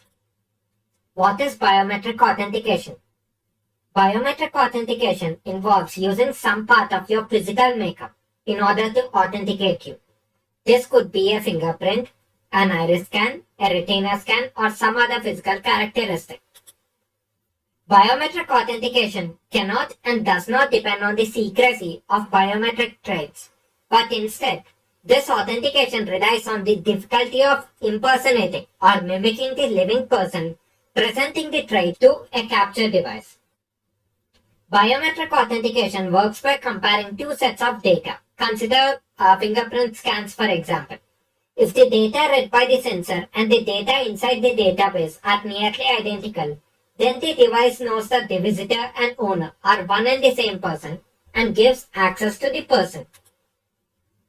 The important thing to note is that the match between the two data sets has to be nearly identical, but not 100% identical, not completely, exactly identical. Why, you might ask? This is because it's close to impossible for two biometric data to match 100%. For instance, you might have a slightly sweaty finger or a tiny scar that changes the print pattern. And if the system were to look for a 100% match, then access will be denied. So it's important that the sets are identical but not 100% exact match. How does biometric authentication work? It can be divided into 3 steps. In step 1, it's enrollment. Enrollment is the first step in biometric authentication. The biometric data of the person, such as their fingerprint or retina scan, is collected with the sensor module or scanner, and this data is stored in a secure database. And in step 2, when the authorized individual wants to gain access, they will present their biometrics to the sensor. And the sensor will scan their biometrics and run it against the database to see if there's any registered data. In step 3, if the sensor finds a near identical match in the database, it will grant access to the authorized person. If a match isn't found, then the access will be denied. Efficacy rate and considerations. There are certain mechanisms in place to evaluate the efficacy rates, efficiency of biometric authentication. They are as follows: the false rejection rate, false acceptance rate, crossover or equal error rate, and the threshold FRR and FAR. What is the false rejection rate, or FRR in short? One of the tasks of a security system is to recognize when unauthorized users are trying to gain access. But the flip side of this process is the likelihood of falsely identifying an authorized person as an imposter by falsely flagging an authorized individual as an intruder. When a security system fails to recognize an authorized user as an authorized user and instead flags it as an intrusion attempt, then it is called as a false rejection. The number of times this false rejection occurs is known as false rejection rate. Similarly, when it comes to the false acceptance rate, when the system accepts the intruder's input as the authorized input and labels it as an authorized entry, then it is referred to as a false positive. False acceptance rate serves to indicate how prone the system is to similar errors. It is measured by the number of false positive recognitions divided by the total number of identification attempts. Efficacy rates and considerations. The rate of false rejections and false acceptances have a single point of intersection. If you were to take it in a graph, the coincidence of percentage indicators at this point indicates the equality of the rates. Such a point is named the equal error rate. Threshold of false rejection rate and false acceptance rate. This is used to determine the level of similarity required for access to be granted is determined. First, a biometric system is trained with identification with the patterns of multiple individuals. When comparing pattern and template, the level of similarity is measured. To compile the output, the need for rejection. When evaluating the similarity, scores are used. In order for access to be granted, the identification or the verification score must exceed a certain threshold. Factors to be considered when implementing biometric authentication. You need to consider the cost of implementation, the organizational budget, the privacy concerns that come with it, how to store this highly sensitive and unique biometric data, accessibility concerns, how to restore data in case of a device malfunction. Now we'll be discussing various biometric authentication methods. There are multiple ways of identifying a user by their body. Firstly, you must have encountered it at some point in your life. Fingerprint scanners. There are three types of fingerprint scanners: optical, capacitive, and ultrasound. The optical fingerprint scanners take a photo of the finger, identifies the print pattern, and then compiles it into an identification code. Whereas in a capacitive fingerprint scanner, it works by measuring the electrical signals sent from the finger to the scanner. It basically maps out its contact points and air gaps, resulting in an absolutely unique pattern. These are the ones used in smartphones and laptops. Ultrasonic fingerprint scanners. These scanners will emit ultrasounds that will reflect back into the scanner. Similar to a capacitive one, it forms a map of the finger unique to the individual. Ultrasonic fingerprint scanners are the latest ones. You will find this in the latest smartphones. Spoofing the fingerprint scanners. Fingerprint scanners are not foolproof. An attacker can bypass it with a bit of planning and preparation. Assume the attacker comes into possession of a smartphone secured with a fingerprint. To open up a smartphone secured with a fingerprint, the attacker will first need to find a high-quality fingerprint that contains a sufficient amount of specific patterns to open up the device.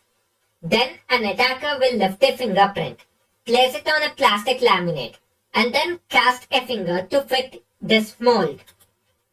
Once the malicious hacker creates the fake finger, all they have to do is place it on the scanner, press it with their finger to conduct electricity, and then this unlocks the phone.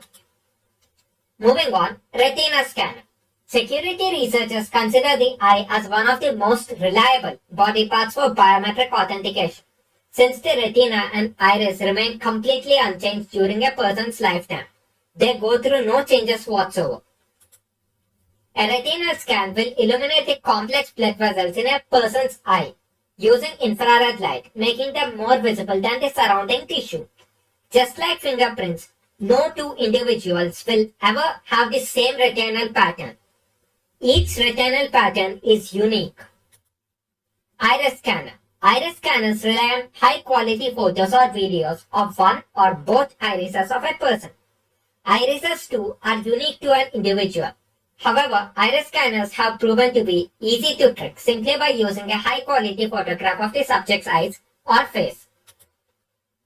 Fingerprint versus iris or retina scanner. When it comes to biometrics, the iris has several advantages compared to a fingerprint.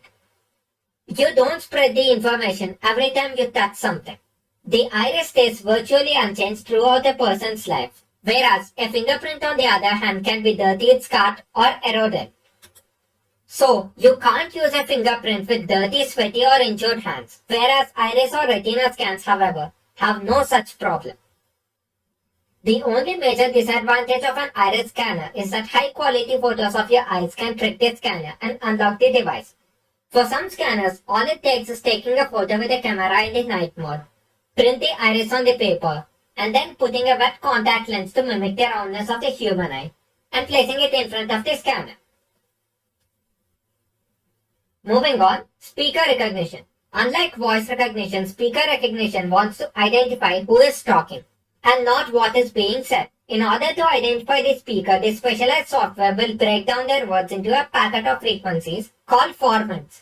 These packets of formants also include the user's tone, and together they form his or her voice print. Speaker recognition technology is either text dependent, meaning it unlocks after identifying a certain words or phrases. Think of smart assistant devices in your homes. Think Hey Alexa for the Amazon Echo. And secondly, there's the text independent speaker recognition technology, where it tries to recognize the voice itself but ignores what is actually said. In text dependent speaker recognition technology, you have to say a certain phrase to unlock it. Whereas in text independent speaker recognition technologies, there is no activation phrase of sorts. It directly identifies the user's voice. The biggest issue with speech recognition is how easy it is to create a high quality reproduction of a person's voice. Even low quality smartphones can accurately record a person's voice, complete with inflections, tone, and the accents. Text independent speaker recognition biometric systems can be easily bypassed with an audio sample of the target individual. Even the text dependent speaker recognition biometric systems can be bypassed if the hacker knows which words will do the trick. The attacker can use a pool of target individuals' audio samples they find online to create the key phrase to bypass the text-dependent speaker recognition biometric systems. This hasn't stopped speaker recognition and similar technologies from gaining mainstream adoption though.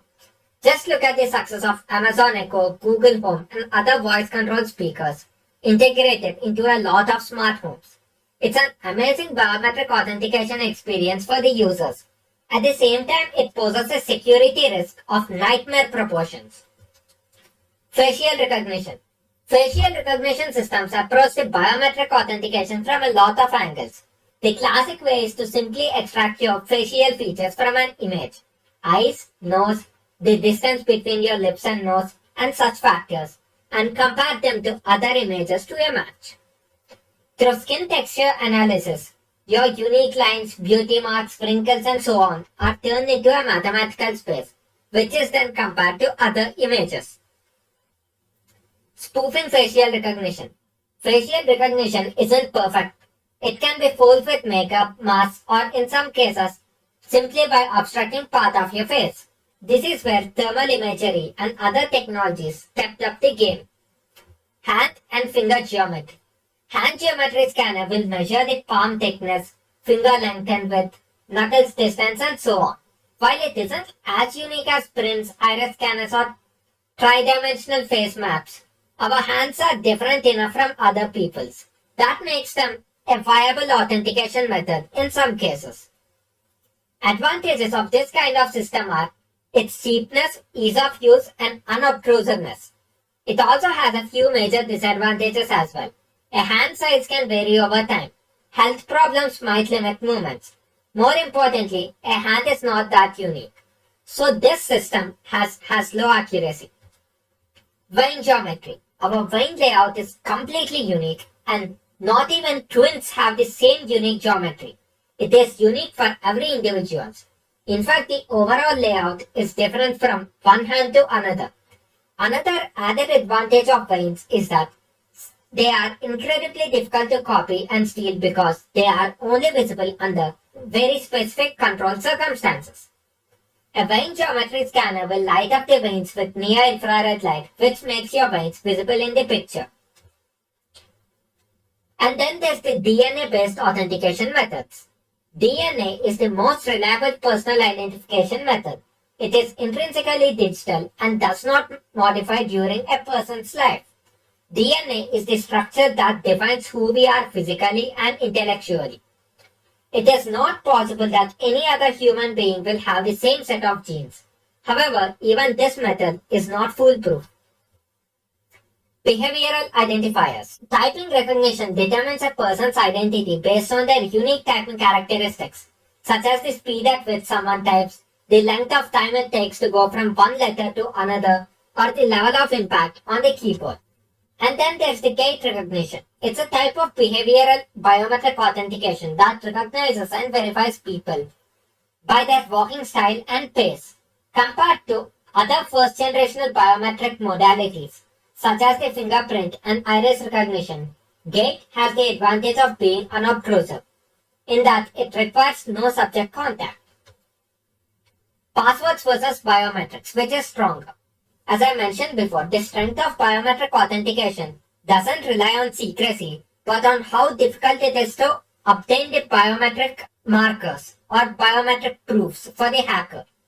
The use of username and password have been a foundational part of information security measure for decades, but soon they are about to be replaced. Over the last couple of years, numerous high-profile breaches led to millions of username and passwords being stolen and put up for sale on the dark web. And humans in general tend to use the same passwords or the slight variation of it over multiple accounts. With the leaked usernames and passwords on the dark web, the attackers can use brute forcing attacks and dictionary attacks to make their hacks more successful. This increases the surface area for attackers, and this vulnerability needs to be addressed. This is where biometric authentication comes into play. Biometric authentication systems are less exposed to data breach vulnerability. The user's biometric data is unique, and it is very difficult for an attacker to fraudulently replicate an individual's fingerprint or facial recognition scan. When robust security solutions with strong liveness or spoof detection are in place, for an authorized user, it only takes a moment to gain access, with a strong liveness or spoof detection in place. But it's a nightmarish scenario for an attacker to figure out a way to get past the biometric authentication systems. For biometric authentication systems to be strong and effective, it's better if multiple biometric authentication systems are in use instead of one, such as the fingerprint and the iris scan, instead of just the fingerprint scan.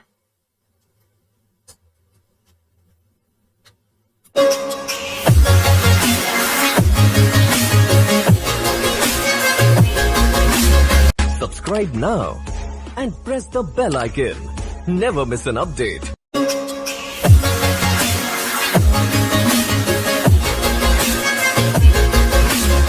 In this video, we learn what wireless networks are, the types of wireless attacks that are carried out, and the security controls that have to be carried out in order to mitigate risk.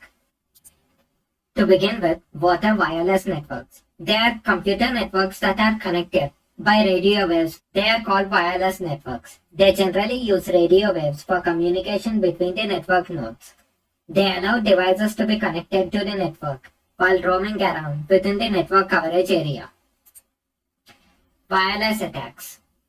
Wireless networks are designed for easy setup. However, there's a problem. It comes at a cost of reduced security. Such attacks carried out on these wireless networks, they are commonly known as wireless attacks. Intrusion and penetration in the business network can pose a serious threat to the organization. Wireless attacks aim to steal confidential information being sent over throughout the network. To prevent or minimize the risk of wireless attacks, we can make use of the following countermeasures: encryption, setting up WPA3 authentication, use of antivirus, changing the default password, and turning off the SSID. Secure remote access. Now, what is secure remote access? Secure remote access is a method for connecting remote users securely to a corporate network. It includes VPN technology, which authenticates the users or devices by confirming that they meet certain requirements before they connect to the network remotely. Now we'll be learning more about the VPN. A virtual private network is an encrypted connection or tunnel connecting your device to the internet. A VPN encrypts your internet traffic to prevent threat actors from eavesdropping and gathering information from the network. Now, what is a VPN tunnel? A tunnel, it's the encrypted connection a VPN establishes between your device and the secure server, that the traffic on the virtual network can be sent securely across the internet. VPN traffic from a device such as a computer or smartphone is encrypted as it travels through the VPN tunnel.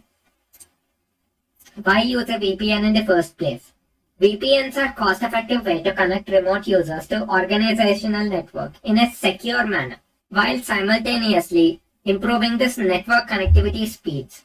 So you get better security and better network connectivity by using a VPN. With VPNs, businesses can use high bandwidth third-party internet access instead of expensive, dedicated wide area network links.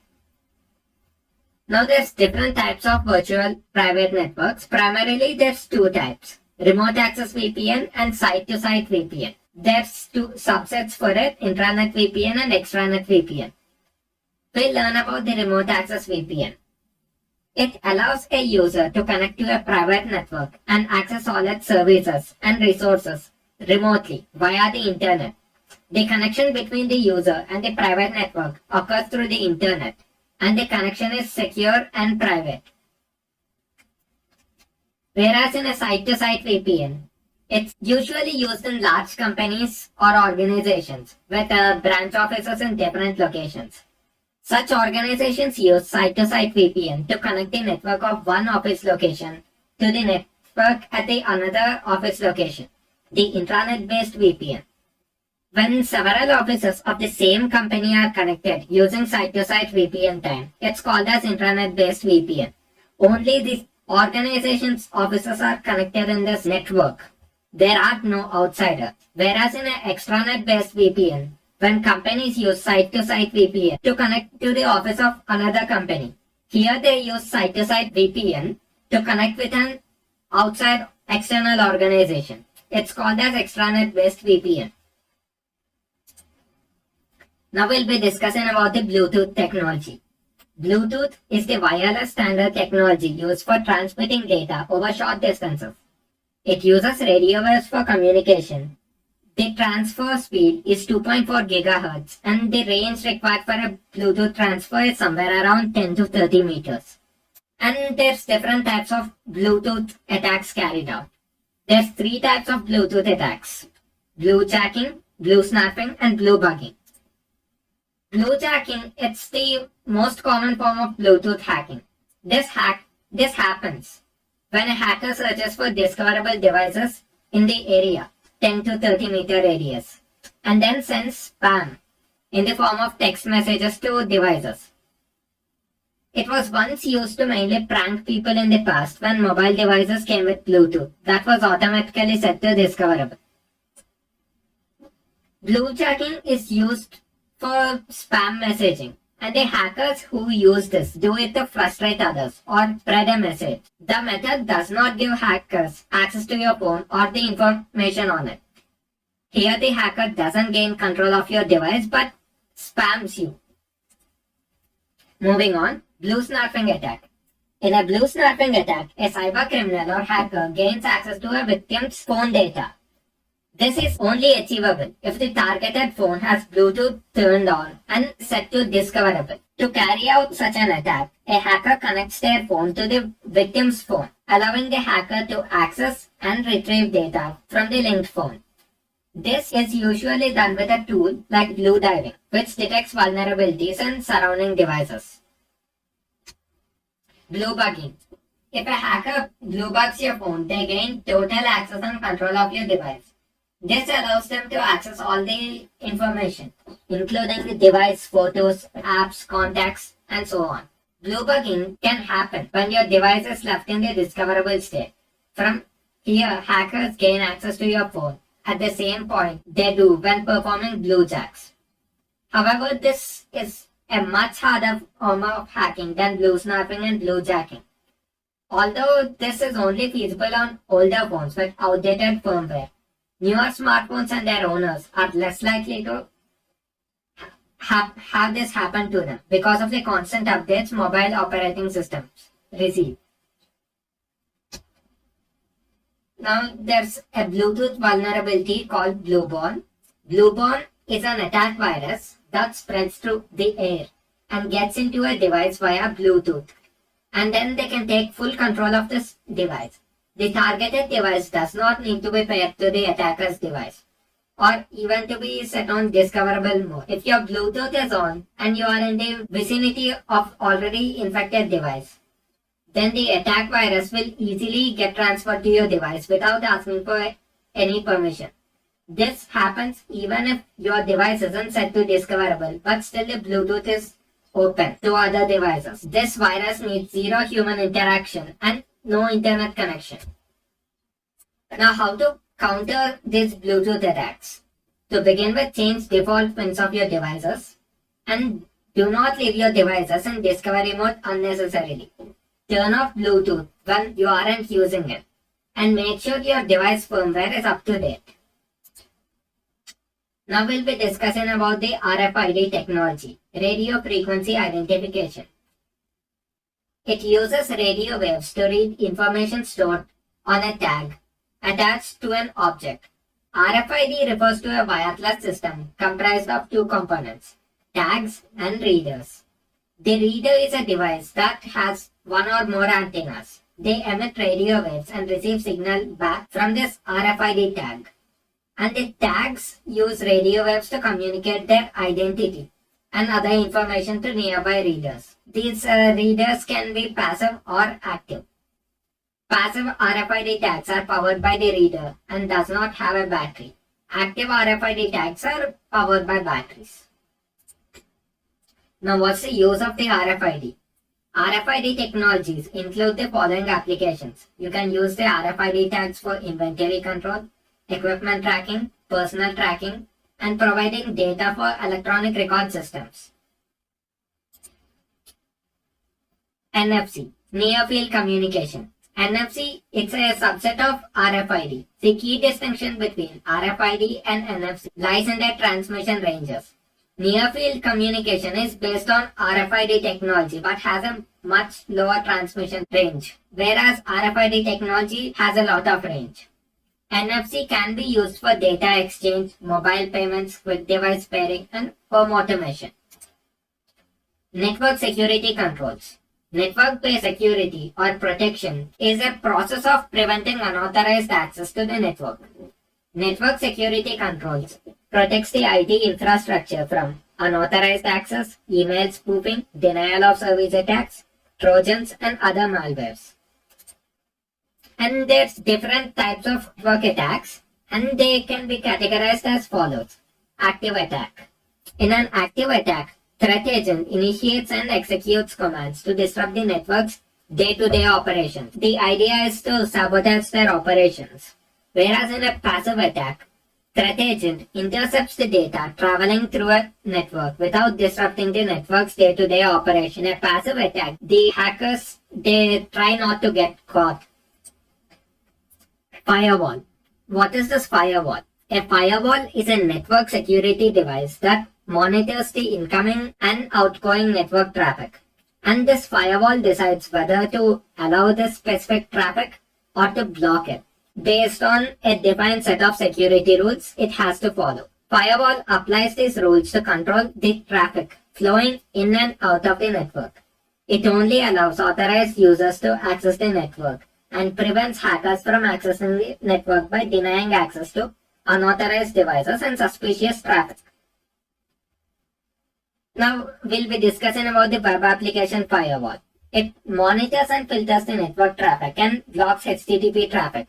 HTTP isn't secure. If you're using HTTP protocol, the attacker, he can simply read everything you do online. HTTPS is a secure protocol. This way your traffic is encrypted. Use HTTPS. And then web application firewall, it prevents attacks from web application security flaws. Intrusion detection system. It's also known as IDS in short. It's used to monitor network traffic for suspicious and odd behavior. It's used alongside firewalls in order to boost the security. IDS, it continuously operates in the background and alerts the admin if suspicious activity is detected. There's different types of IDS, network-based and host-based. In host-based IDS, the intrusion detection system, it's installed on the device. Whereas in network-based IDS, it's more of an online packet sniffer. IDS components. It consists of a sensor to collect the data packets, analyzer to receive input from these sensors, and analyzes data from sensors to see if there's an intrusion. And then the admin console where the analyzer alerts the admin, and the user interface to access the IDS and monitor the alerts. Intrusion prevention system. It's similar to IDS, but instead of merely detecting the intrusion attempt and alerting the network security department, it also blocks the attack and protects the IT infrastructure by preventing such attacks. Honeypots. Honeypots are bait.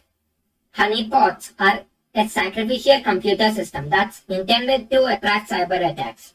It sticks out like an open target. It's a decoy. It mimics a target for hackers and uses their intrusion attempts to gain information about the cyber criminals and use this data to come up with a better network security policy. They study the way the intruders are operating to distract them from their other targets and come up with an effective strategy. Network access control. It's the process of controlling access to the network by strictly following and implementing a security policy. Now, what are the goals of network access control? It's to prevent and reduce the number of cyber attacks. It's to enforce security policy throughout the network and creating and using identities to perform access control. UTM, Unified Threat Management. UTM combines several key elements of network security in order to offer a security bundle or package to buyers. What are the goals of UTM? First, it's all about simplicity, making it easier for the organizational users to handle network security with ease. It's about offering a centralized control, and it has to be streamlined. The installation and maintenance should be pretty easy to do. That's the overall goal of Unified Threat Management.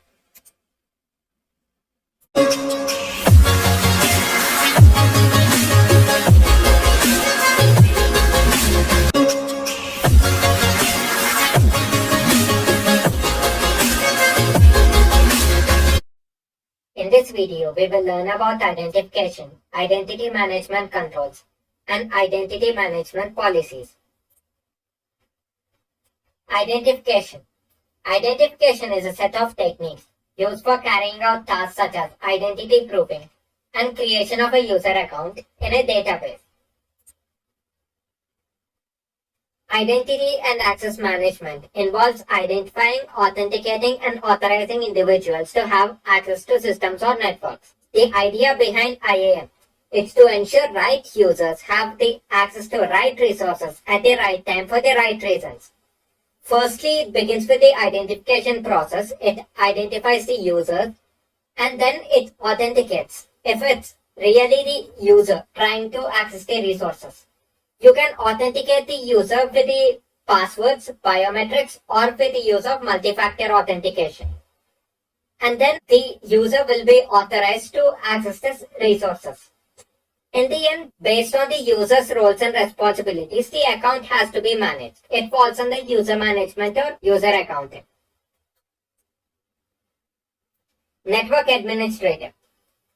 A network administrator is the person designated in an organization whose main responsibility includes maintaining computer infrastructure. It's to maintain the organization's IT infrastructure with the emphasis, with the importance on the local area networks ranging to wide area networks.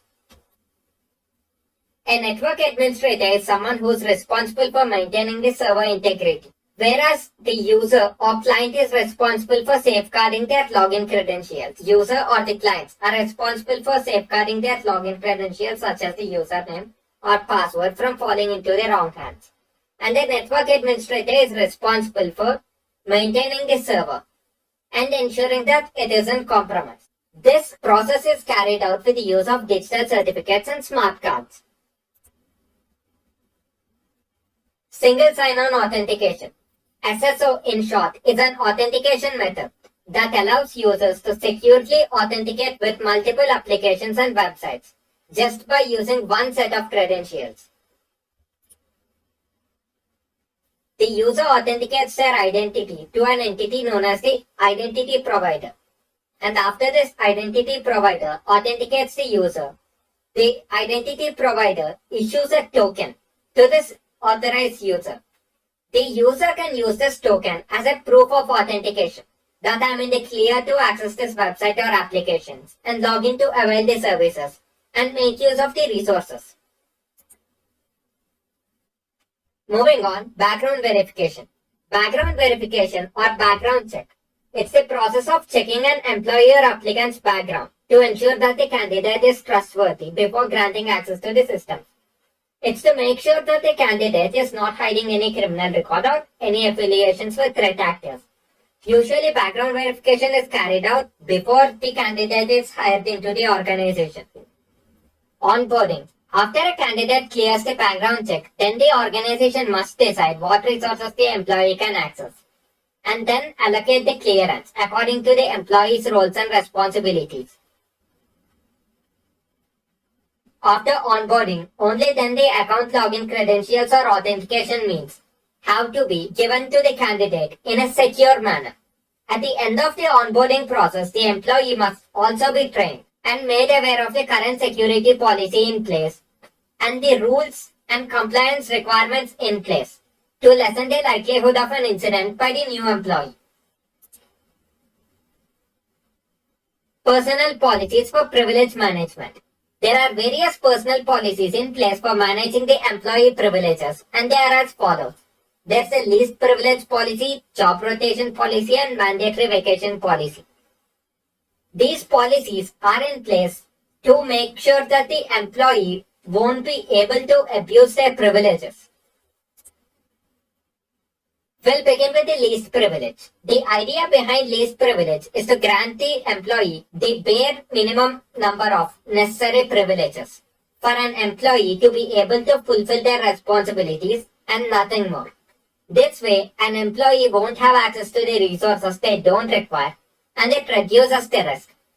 If an employee were to work in the research and development department, the employee should only have access to the research and development department and not to the accounting department. Moving on, job rotation. This involves the rotation of duties, roles and responsibilities to ensure that an employee is not allowed to retain the same role for a long time. This policy is intended to lessen the likelihood of abuse of privileges by an employee. Let's say there are 5 to 6 employees in the information security department, and then one of them is the in charge. He or she is the administrator.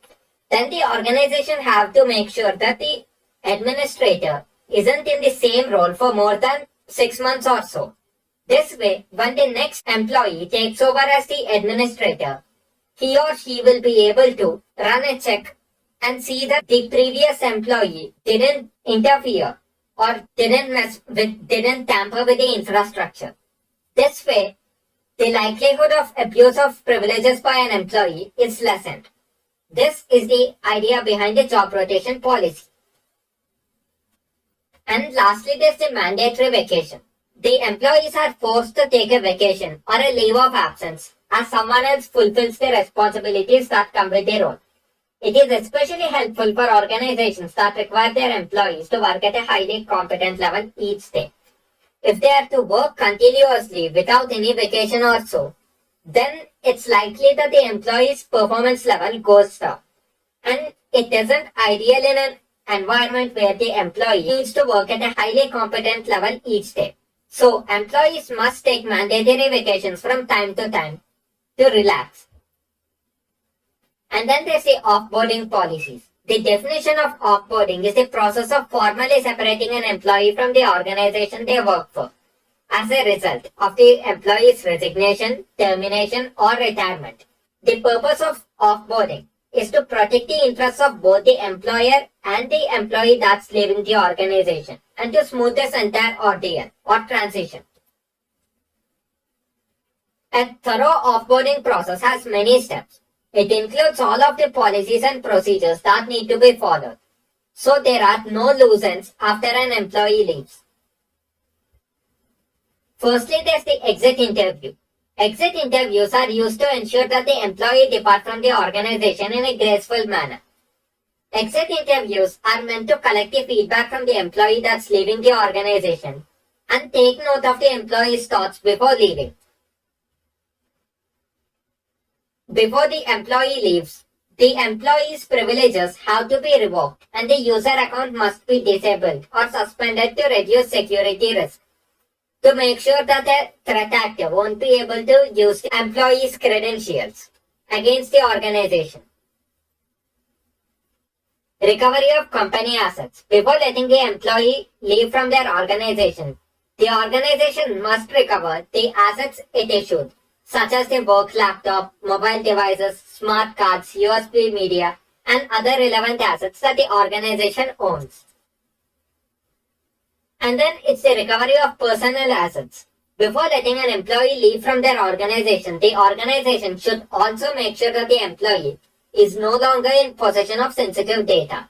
The employee should also agree and sign contracts to not to disclose any sensitive information with regards to the organization, and that the data with the employee must be deleted.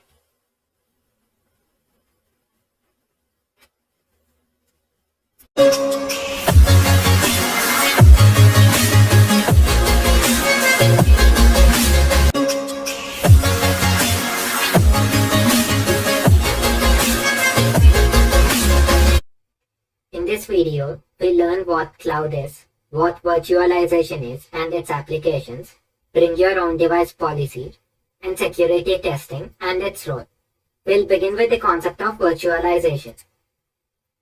Virtualization is a process that allows for more efficient utilization of computer hardware, and it's the foundation of cloud computing.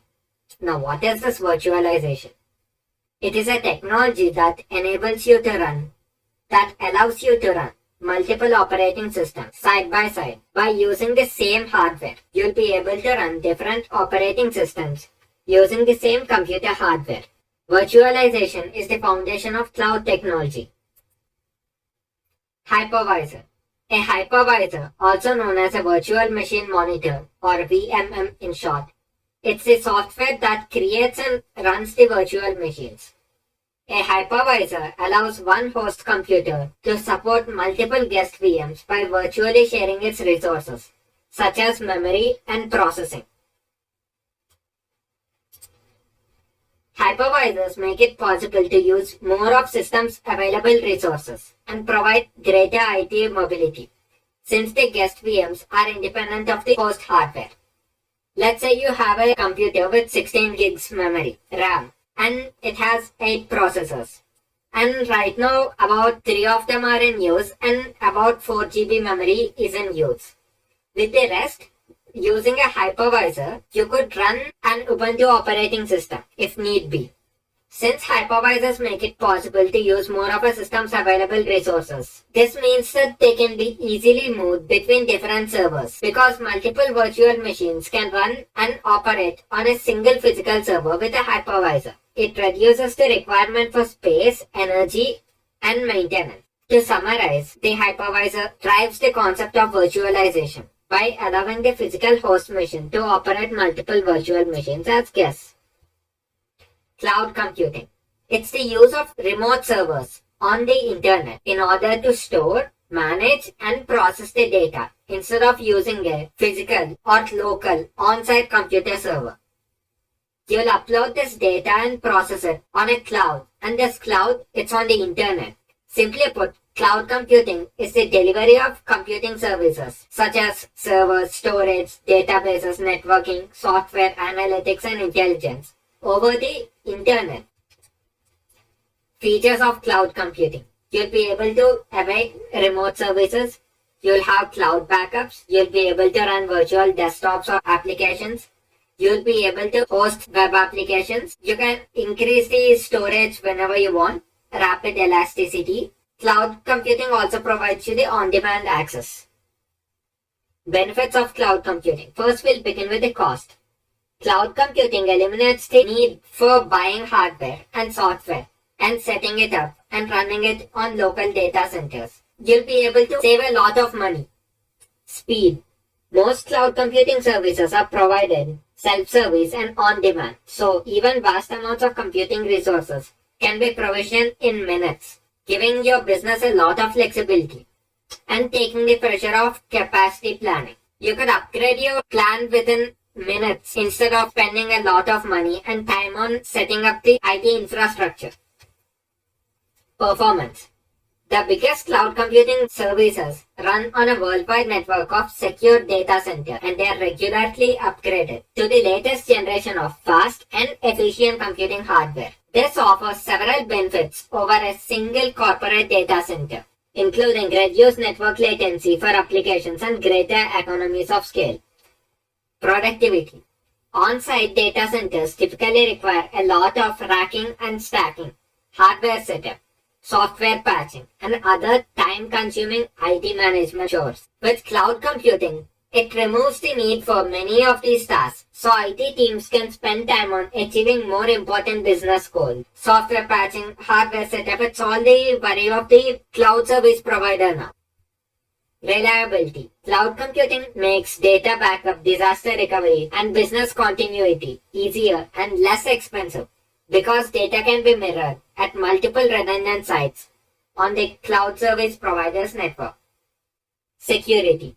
Many cloud providers offer a broad set of policies, technologies, and security controls that strengthen your overall security posture, helping protect your data, applications, infrastructure from potential threat actors. Lastly, the global scale. Benefits of cloud computing services include the ability to scale elastically in cloud speed. From the cloud service provider's perspective, that means delivering the right amount of IT resources right when they are needed. Moving on, there's different types of cloud computing. Based on your need, it can be classified as follows: public cloud, private cloud, and hybrid cloud. Firstly, we'll be discussing this public cloud.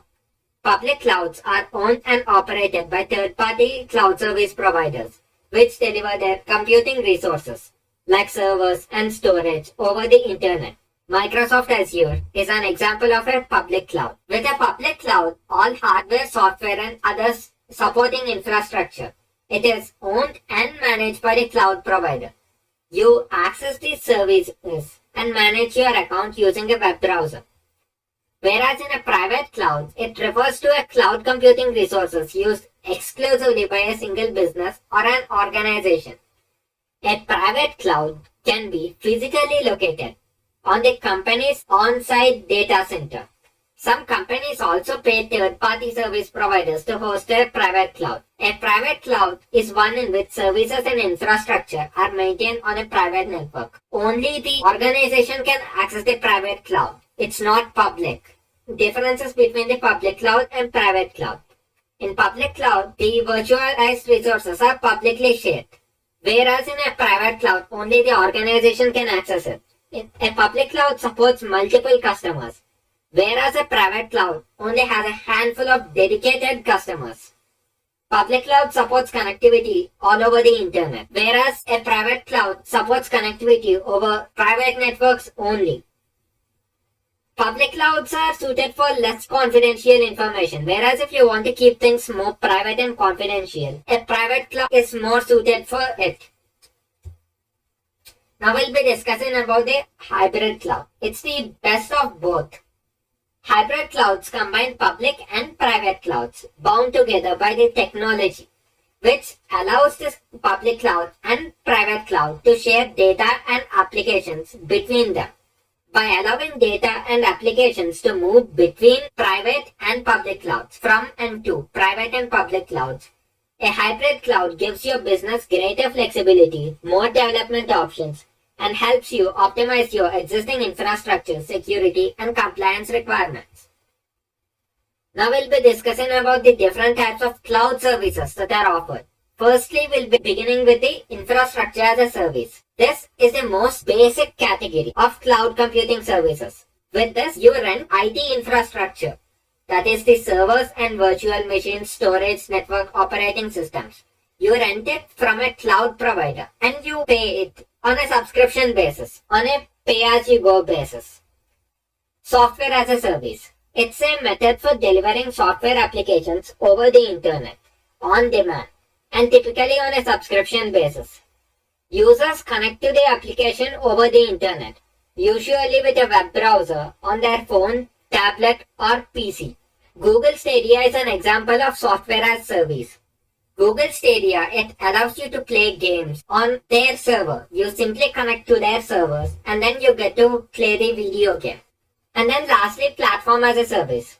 Platform as a service refers to cloud computing services that supply an on-demand environment for developing, testing, delivering, and managing software applications. This is designed to make it easier for developers to quickly create web or mobile applications without worrying about setting up or managing the underlying infrastructure of servers, storage, network, and databases needed for the development process.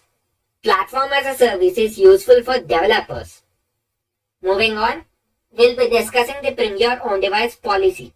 BYOD refers to the policy of allowing the employees in an organization to bring their own devices to workplace, such as laptops, smartphones, and tablets. Mobile device management. When a policy such as BYOD is in place, it's important to keep track of devices to minimize security risks. The use of such security software by IT department to monitor, manage, and secure the employee devices. This process is called as mobile device management.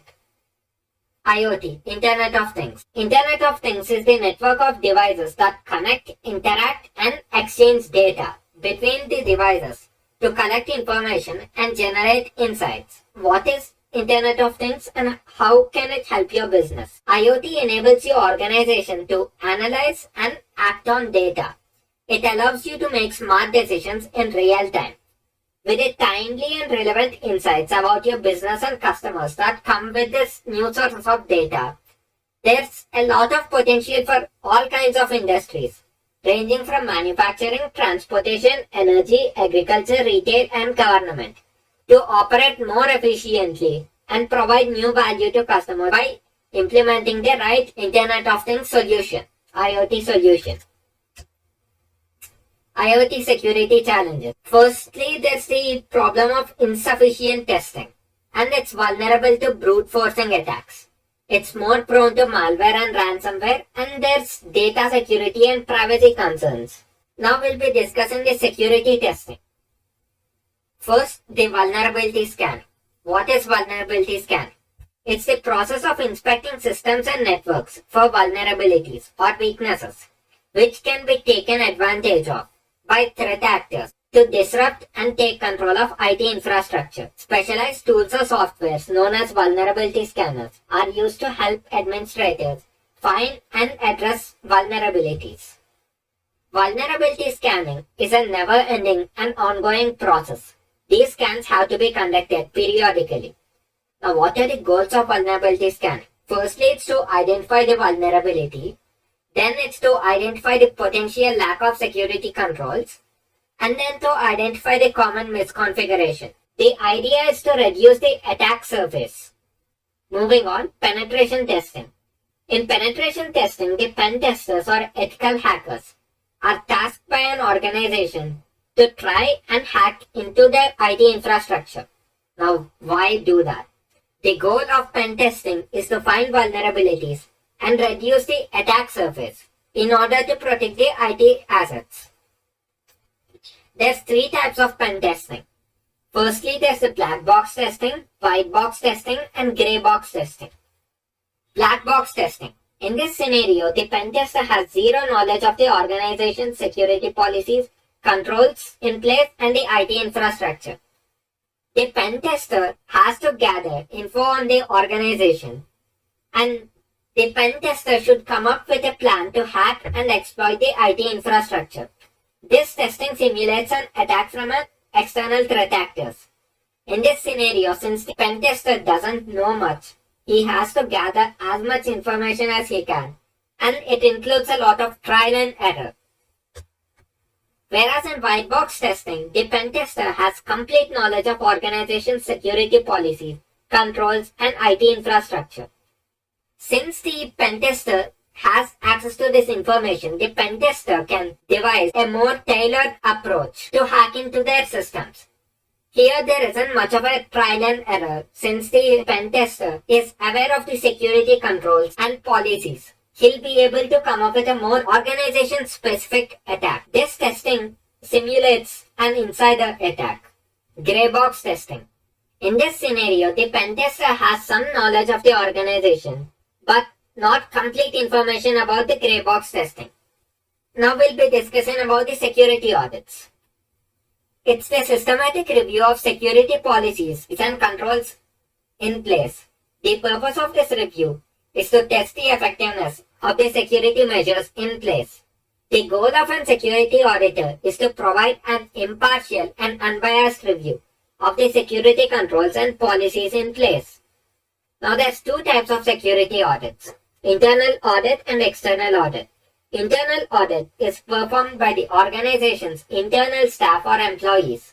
Internal security audit is only intended for the view of authorized organization personnel, whereas an external audit is performed by third-party auditors. External audit reports are more impartial and unbiased than the internal security audits.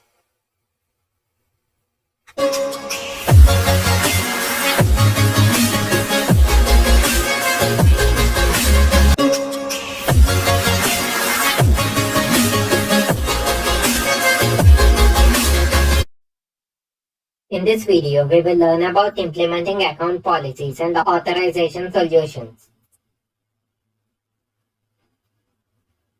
Firstly, we need to learn about the account attributes. After a candidate clears the background check, as we discussed in the previous video, and goes through the onboarding process to be a part of the organization, the new employee's user account has to be managed by the network administrator. And when the network administrator is managing this user account, the network administrator has to assign certain attributes to the user account based on the employee's roles and responsibilities in the organization. Access control is the selective restriction of access to a place or other resource, while access management describes the entire process of access control. And there are various policies determining how the access control should be carried out. Access password policy settings. This policy is intended to make sure that the employees create and use strong and unique passwords. The idea behind this policy is to ensure that the employees create and use strong and unique passwords. This policy lists out certain norms on password creation to ensure that the employees create and use strong passwords. This includes factors such as the length of the password, its complexity. Complexity is determined by the use of the numbers and special characters in the password. And another factor to consider is if this password that the employee has created, if it's being used somewhere else. Because in case of an external data breach, if password is being reused, then the attacker might use the password that has been leaked. And if it's the same password, then this organization will deal with a breach as well. So it's important that the password isn't reused. And then there's the account audits. User or employee's workstation activities should be logged and reviewed and monitored by the network administrator as needed on a time-to-time basis to ensure that the user account isn't being used in the illegitimate ways and so that the account maintains its integrity.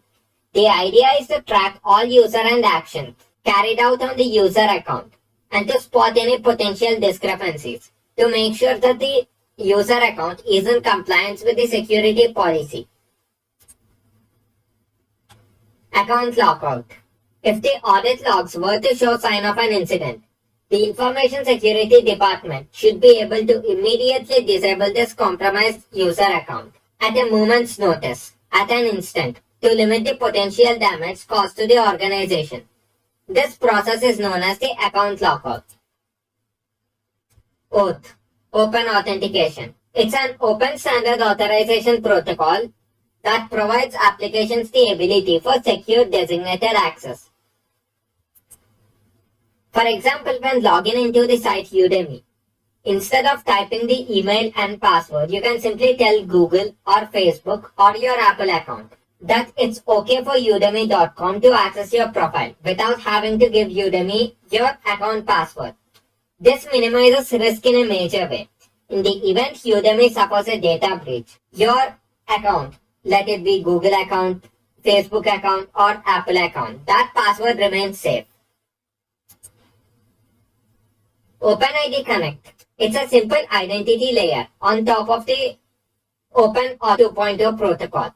It allows clients to verify the identity of the end user based on the authentication performed by the authorization server.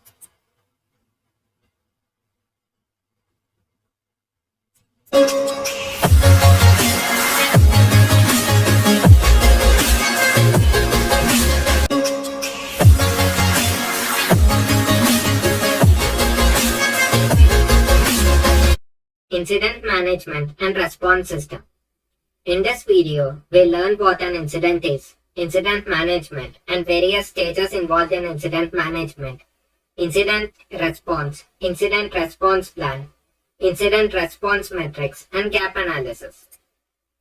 To begin with, what is an incident? An incident, by definition, is an occurrence that can disrupt or cause a loss of operation, services, or functions. An incident can be best explained as an adverse event that can cause potential damage to an organization's assets, reputation, or personnel. Incident management. It's the process of developing and maintaining the ability to manage or deal with the incidents within the organization. The goal of incident management is to mitigate the overall impact or damage caused by the incident to the organization and help the organization quickly recover and resume its daily operations. Incident Management Team. Team training prepares a group of individuals to function and work together as a proficient incident management team. Incident Response. The ability to effectively prepare for and respond to the undesirable events in order to control and minimize the damage caused by the incident and restore daily business operations as quickly as possible. Incident Response Plan. It's a set of instructions or guidelines to be followed by the IT department to detect, respond, and recover from network security incidents. Incident response plans address scenarios such as data loss, cyber attacks, and disruptions to service. Could be loss of power. Incident response plan is a document that defines the roles, policies, responsibilities, and guidelines and rules to be followed in case of an incident. Incident response plan is the operational component in the process of incident management. Stages of incident management. The 5 stages of incident management are as follows: preparation, identification, response, recovery, and prevention. Step 1. Preparing for the incident. Proper planning and preparation prevents poor performance. This is the key to effective incident response. Planning for an event will mean that the whole process is already mapped out, and whenever it occurs, your team will know what to do. Establish a procedure outlining how your company will implement incident response management. Write guidelines stipulating the communication standards, which will enable the teams and individuals to communicate without any issues in case of an incident.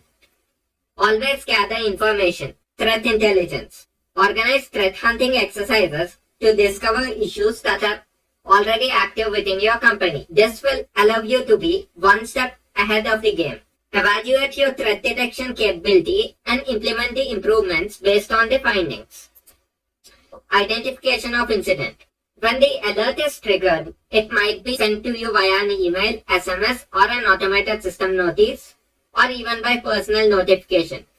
The incident will be the result of a problem that has been detected by a user or someone from the IT department. And then after identifying this incident, step 3, response. It's all about restoring the network security and preventing further impact, preventing further damage. Once the incident has been detected and reported to the IT department, the early stage of response is figuring out what information is required to restore the network security. Step 4, recovery. At this stage, once the incident has been dealt with, it's about gathering vital evidence while working towards restoring the business processes as swiftly as possible. And then step 5, it's the final step, prevention. Based on the information you collected regarding what caused the incident and how you can be better prepared, you can come up with a more permanent solution to prevent similar incidents from repeating again. It can be done by making adjustments to the organization's security strategies to improve their information security. Incident response metrics. Incident response metrics provide insight to the leadership or the executive management in understanding what happened, the scale and the frequency of incidents to help the leadership to aid or assist them in making informed security decisions. Factors used in incident response metrics are as follows: the number of incidents and their severity, dwell time, time required to contain the incident, time required to resolve the incident, the number of times the incident response service level agreements aren't met, number of people affected because of the incident, and the number of people notified, total cost or capital required to resolve the incident, to repair the damage done by the incident. Gap analysis. In gap analysis, gap refers to the distance or space between the current state of things and desired state of things. Gap analysis gives information on actions to be taken to bridge the gap.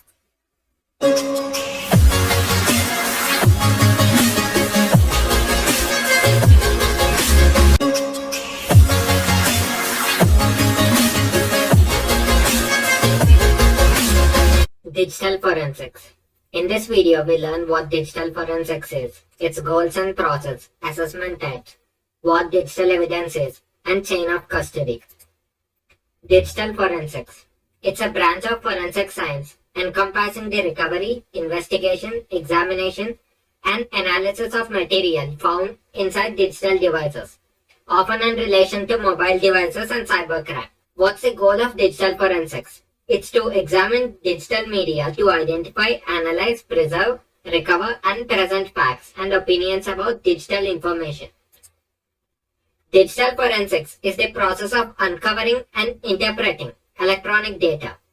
The goal of the process is to preserve any evidence in its most original form while performing a structured investigation by collecting, identifying, and validating the digital information to reconstruct the past events. The context is most often for the usage of data in a court of law, though digital forensics can be used in other instances. When is digital forensics used in a business setting? For businesses, digital forensics is an important part of the incident response process. Forensic investigators identify and record details of a criminal incident as evidence to be used for law enforcement. Rules and regulations surrounding this process are often instrumental and key in proving the innocence or guilt in a court of law. Forensic investigation process. The process is as follows. It begins with investigation, then preservation, collection, examination, analysis of this electronic data, digital evidence, presenting the evidence in court, and in the end, the judge will carry out the final verdict. The goal of forensic investigation process is to preserve the digital evidence in its most original form while performing a structured investigation. Now there's different types of forensic investigative assessment types. Firstly, there's the network analysis. Network forensic deals with the cases related to computer network traffic. The process analysis of network traffic is information gathering, collecting of evidence of intrusion detection. Media analysis. Media analysis is the process of examining and analyzing digital media to find digital evidence and uncover facts. This could be something like looking for an hidden encrypted partition on a drive. Moving on, software analysis. In software analysis, the software is subjected to thorough investigation. It's reverse engineered and reviewed for malicious code and exploits. Hardware or embedded device review. The device's hardware is subject to a thorough physical inspection examination to see if it's been tampered with. This also includes the inspection of firmware and dedicated appliance attack points and dedicated memory inspections. Digital evidence. Digital evidence, also known as electronic evidence, offers information or data of value to a forensics investigation team. Every piece of information present on the digital device is source of digital evidence. Digital evidence is stored and transmitted in binary form. This includes email, text messages, photos, graphic images, documents, files, images, video clips, audio clips, databases, internet browsing history, so on. Digital evidence is best described as data generated or found on any electronic devices such as mobile phones, computers, smart TVs, and so on. Digital evidence is only admissible in court when it meets the following criteria. First and foremost, it has to be complete. Evidence should present a whole truth. It should be relevant. The evidence must have a reasonable and sensible connection to case findings. It should be reliable. The evidence must be factual. And lastly, the evidence should be sufficient to prove to any reasonable party of its validity as evidence. Chain of custody. In criminal and civil law, the term chain of custody refers to the order in which items of evidence have been handled. How the items of evidence have been handled during the investigation of a case. Proving that an item has been properly handled through an unbroken chain of custody is required for it to be legally considered as evidence in court. It is very important because it can be used at trial in a court. Crime-related items found not to have followed a properly documented and unbroken chain of custody may not be allowed as evidence in trials. It could be dismissed if the chain of custody isn't intact.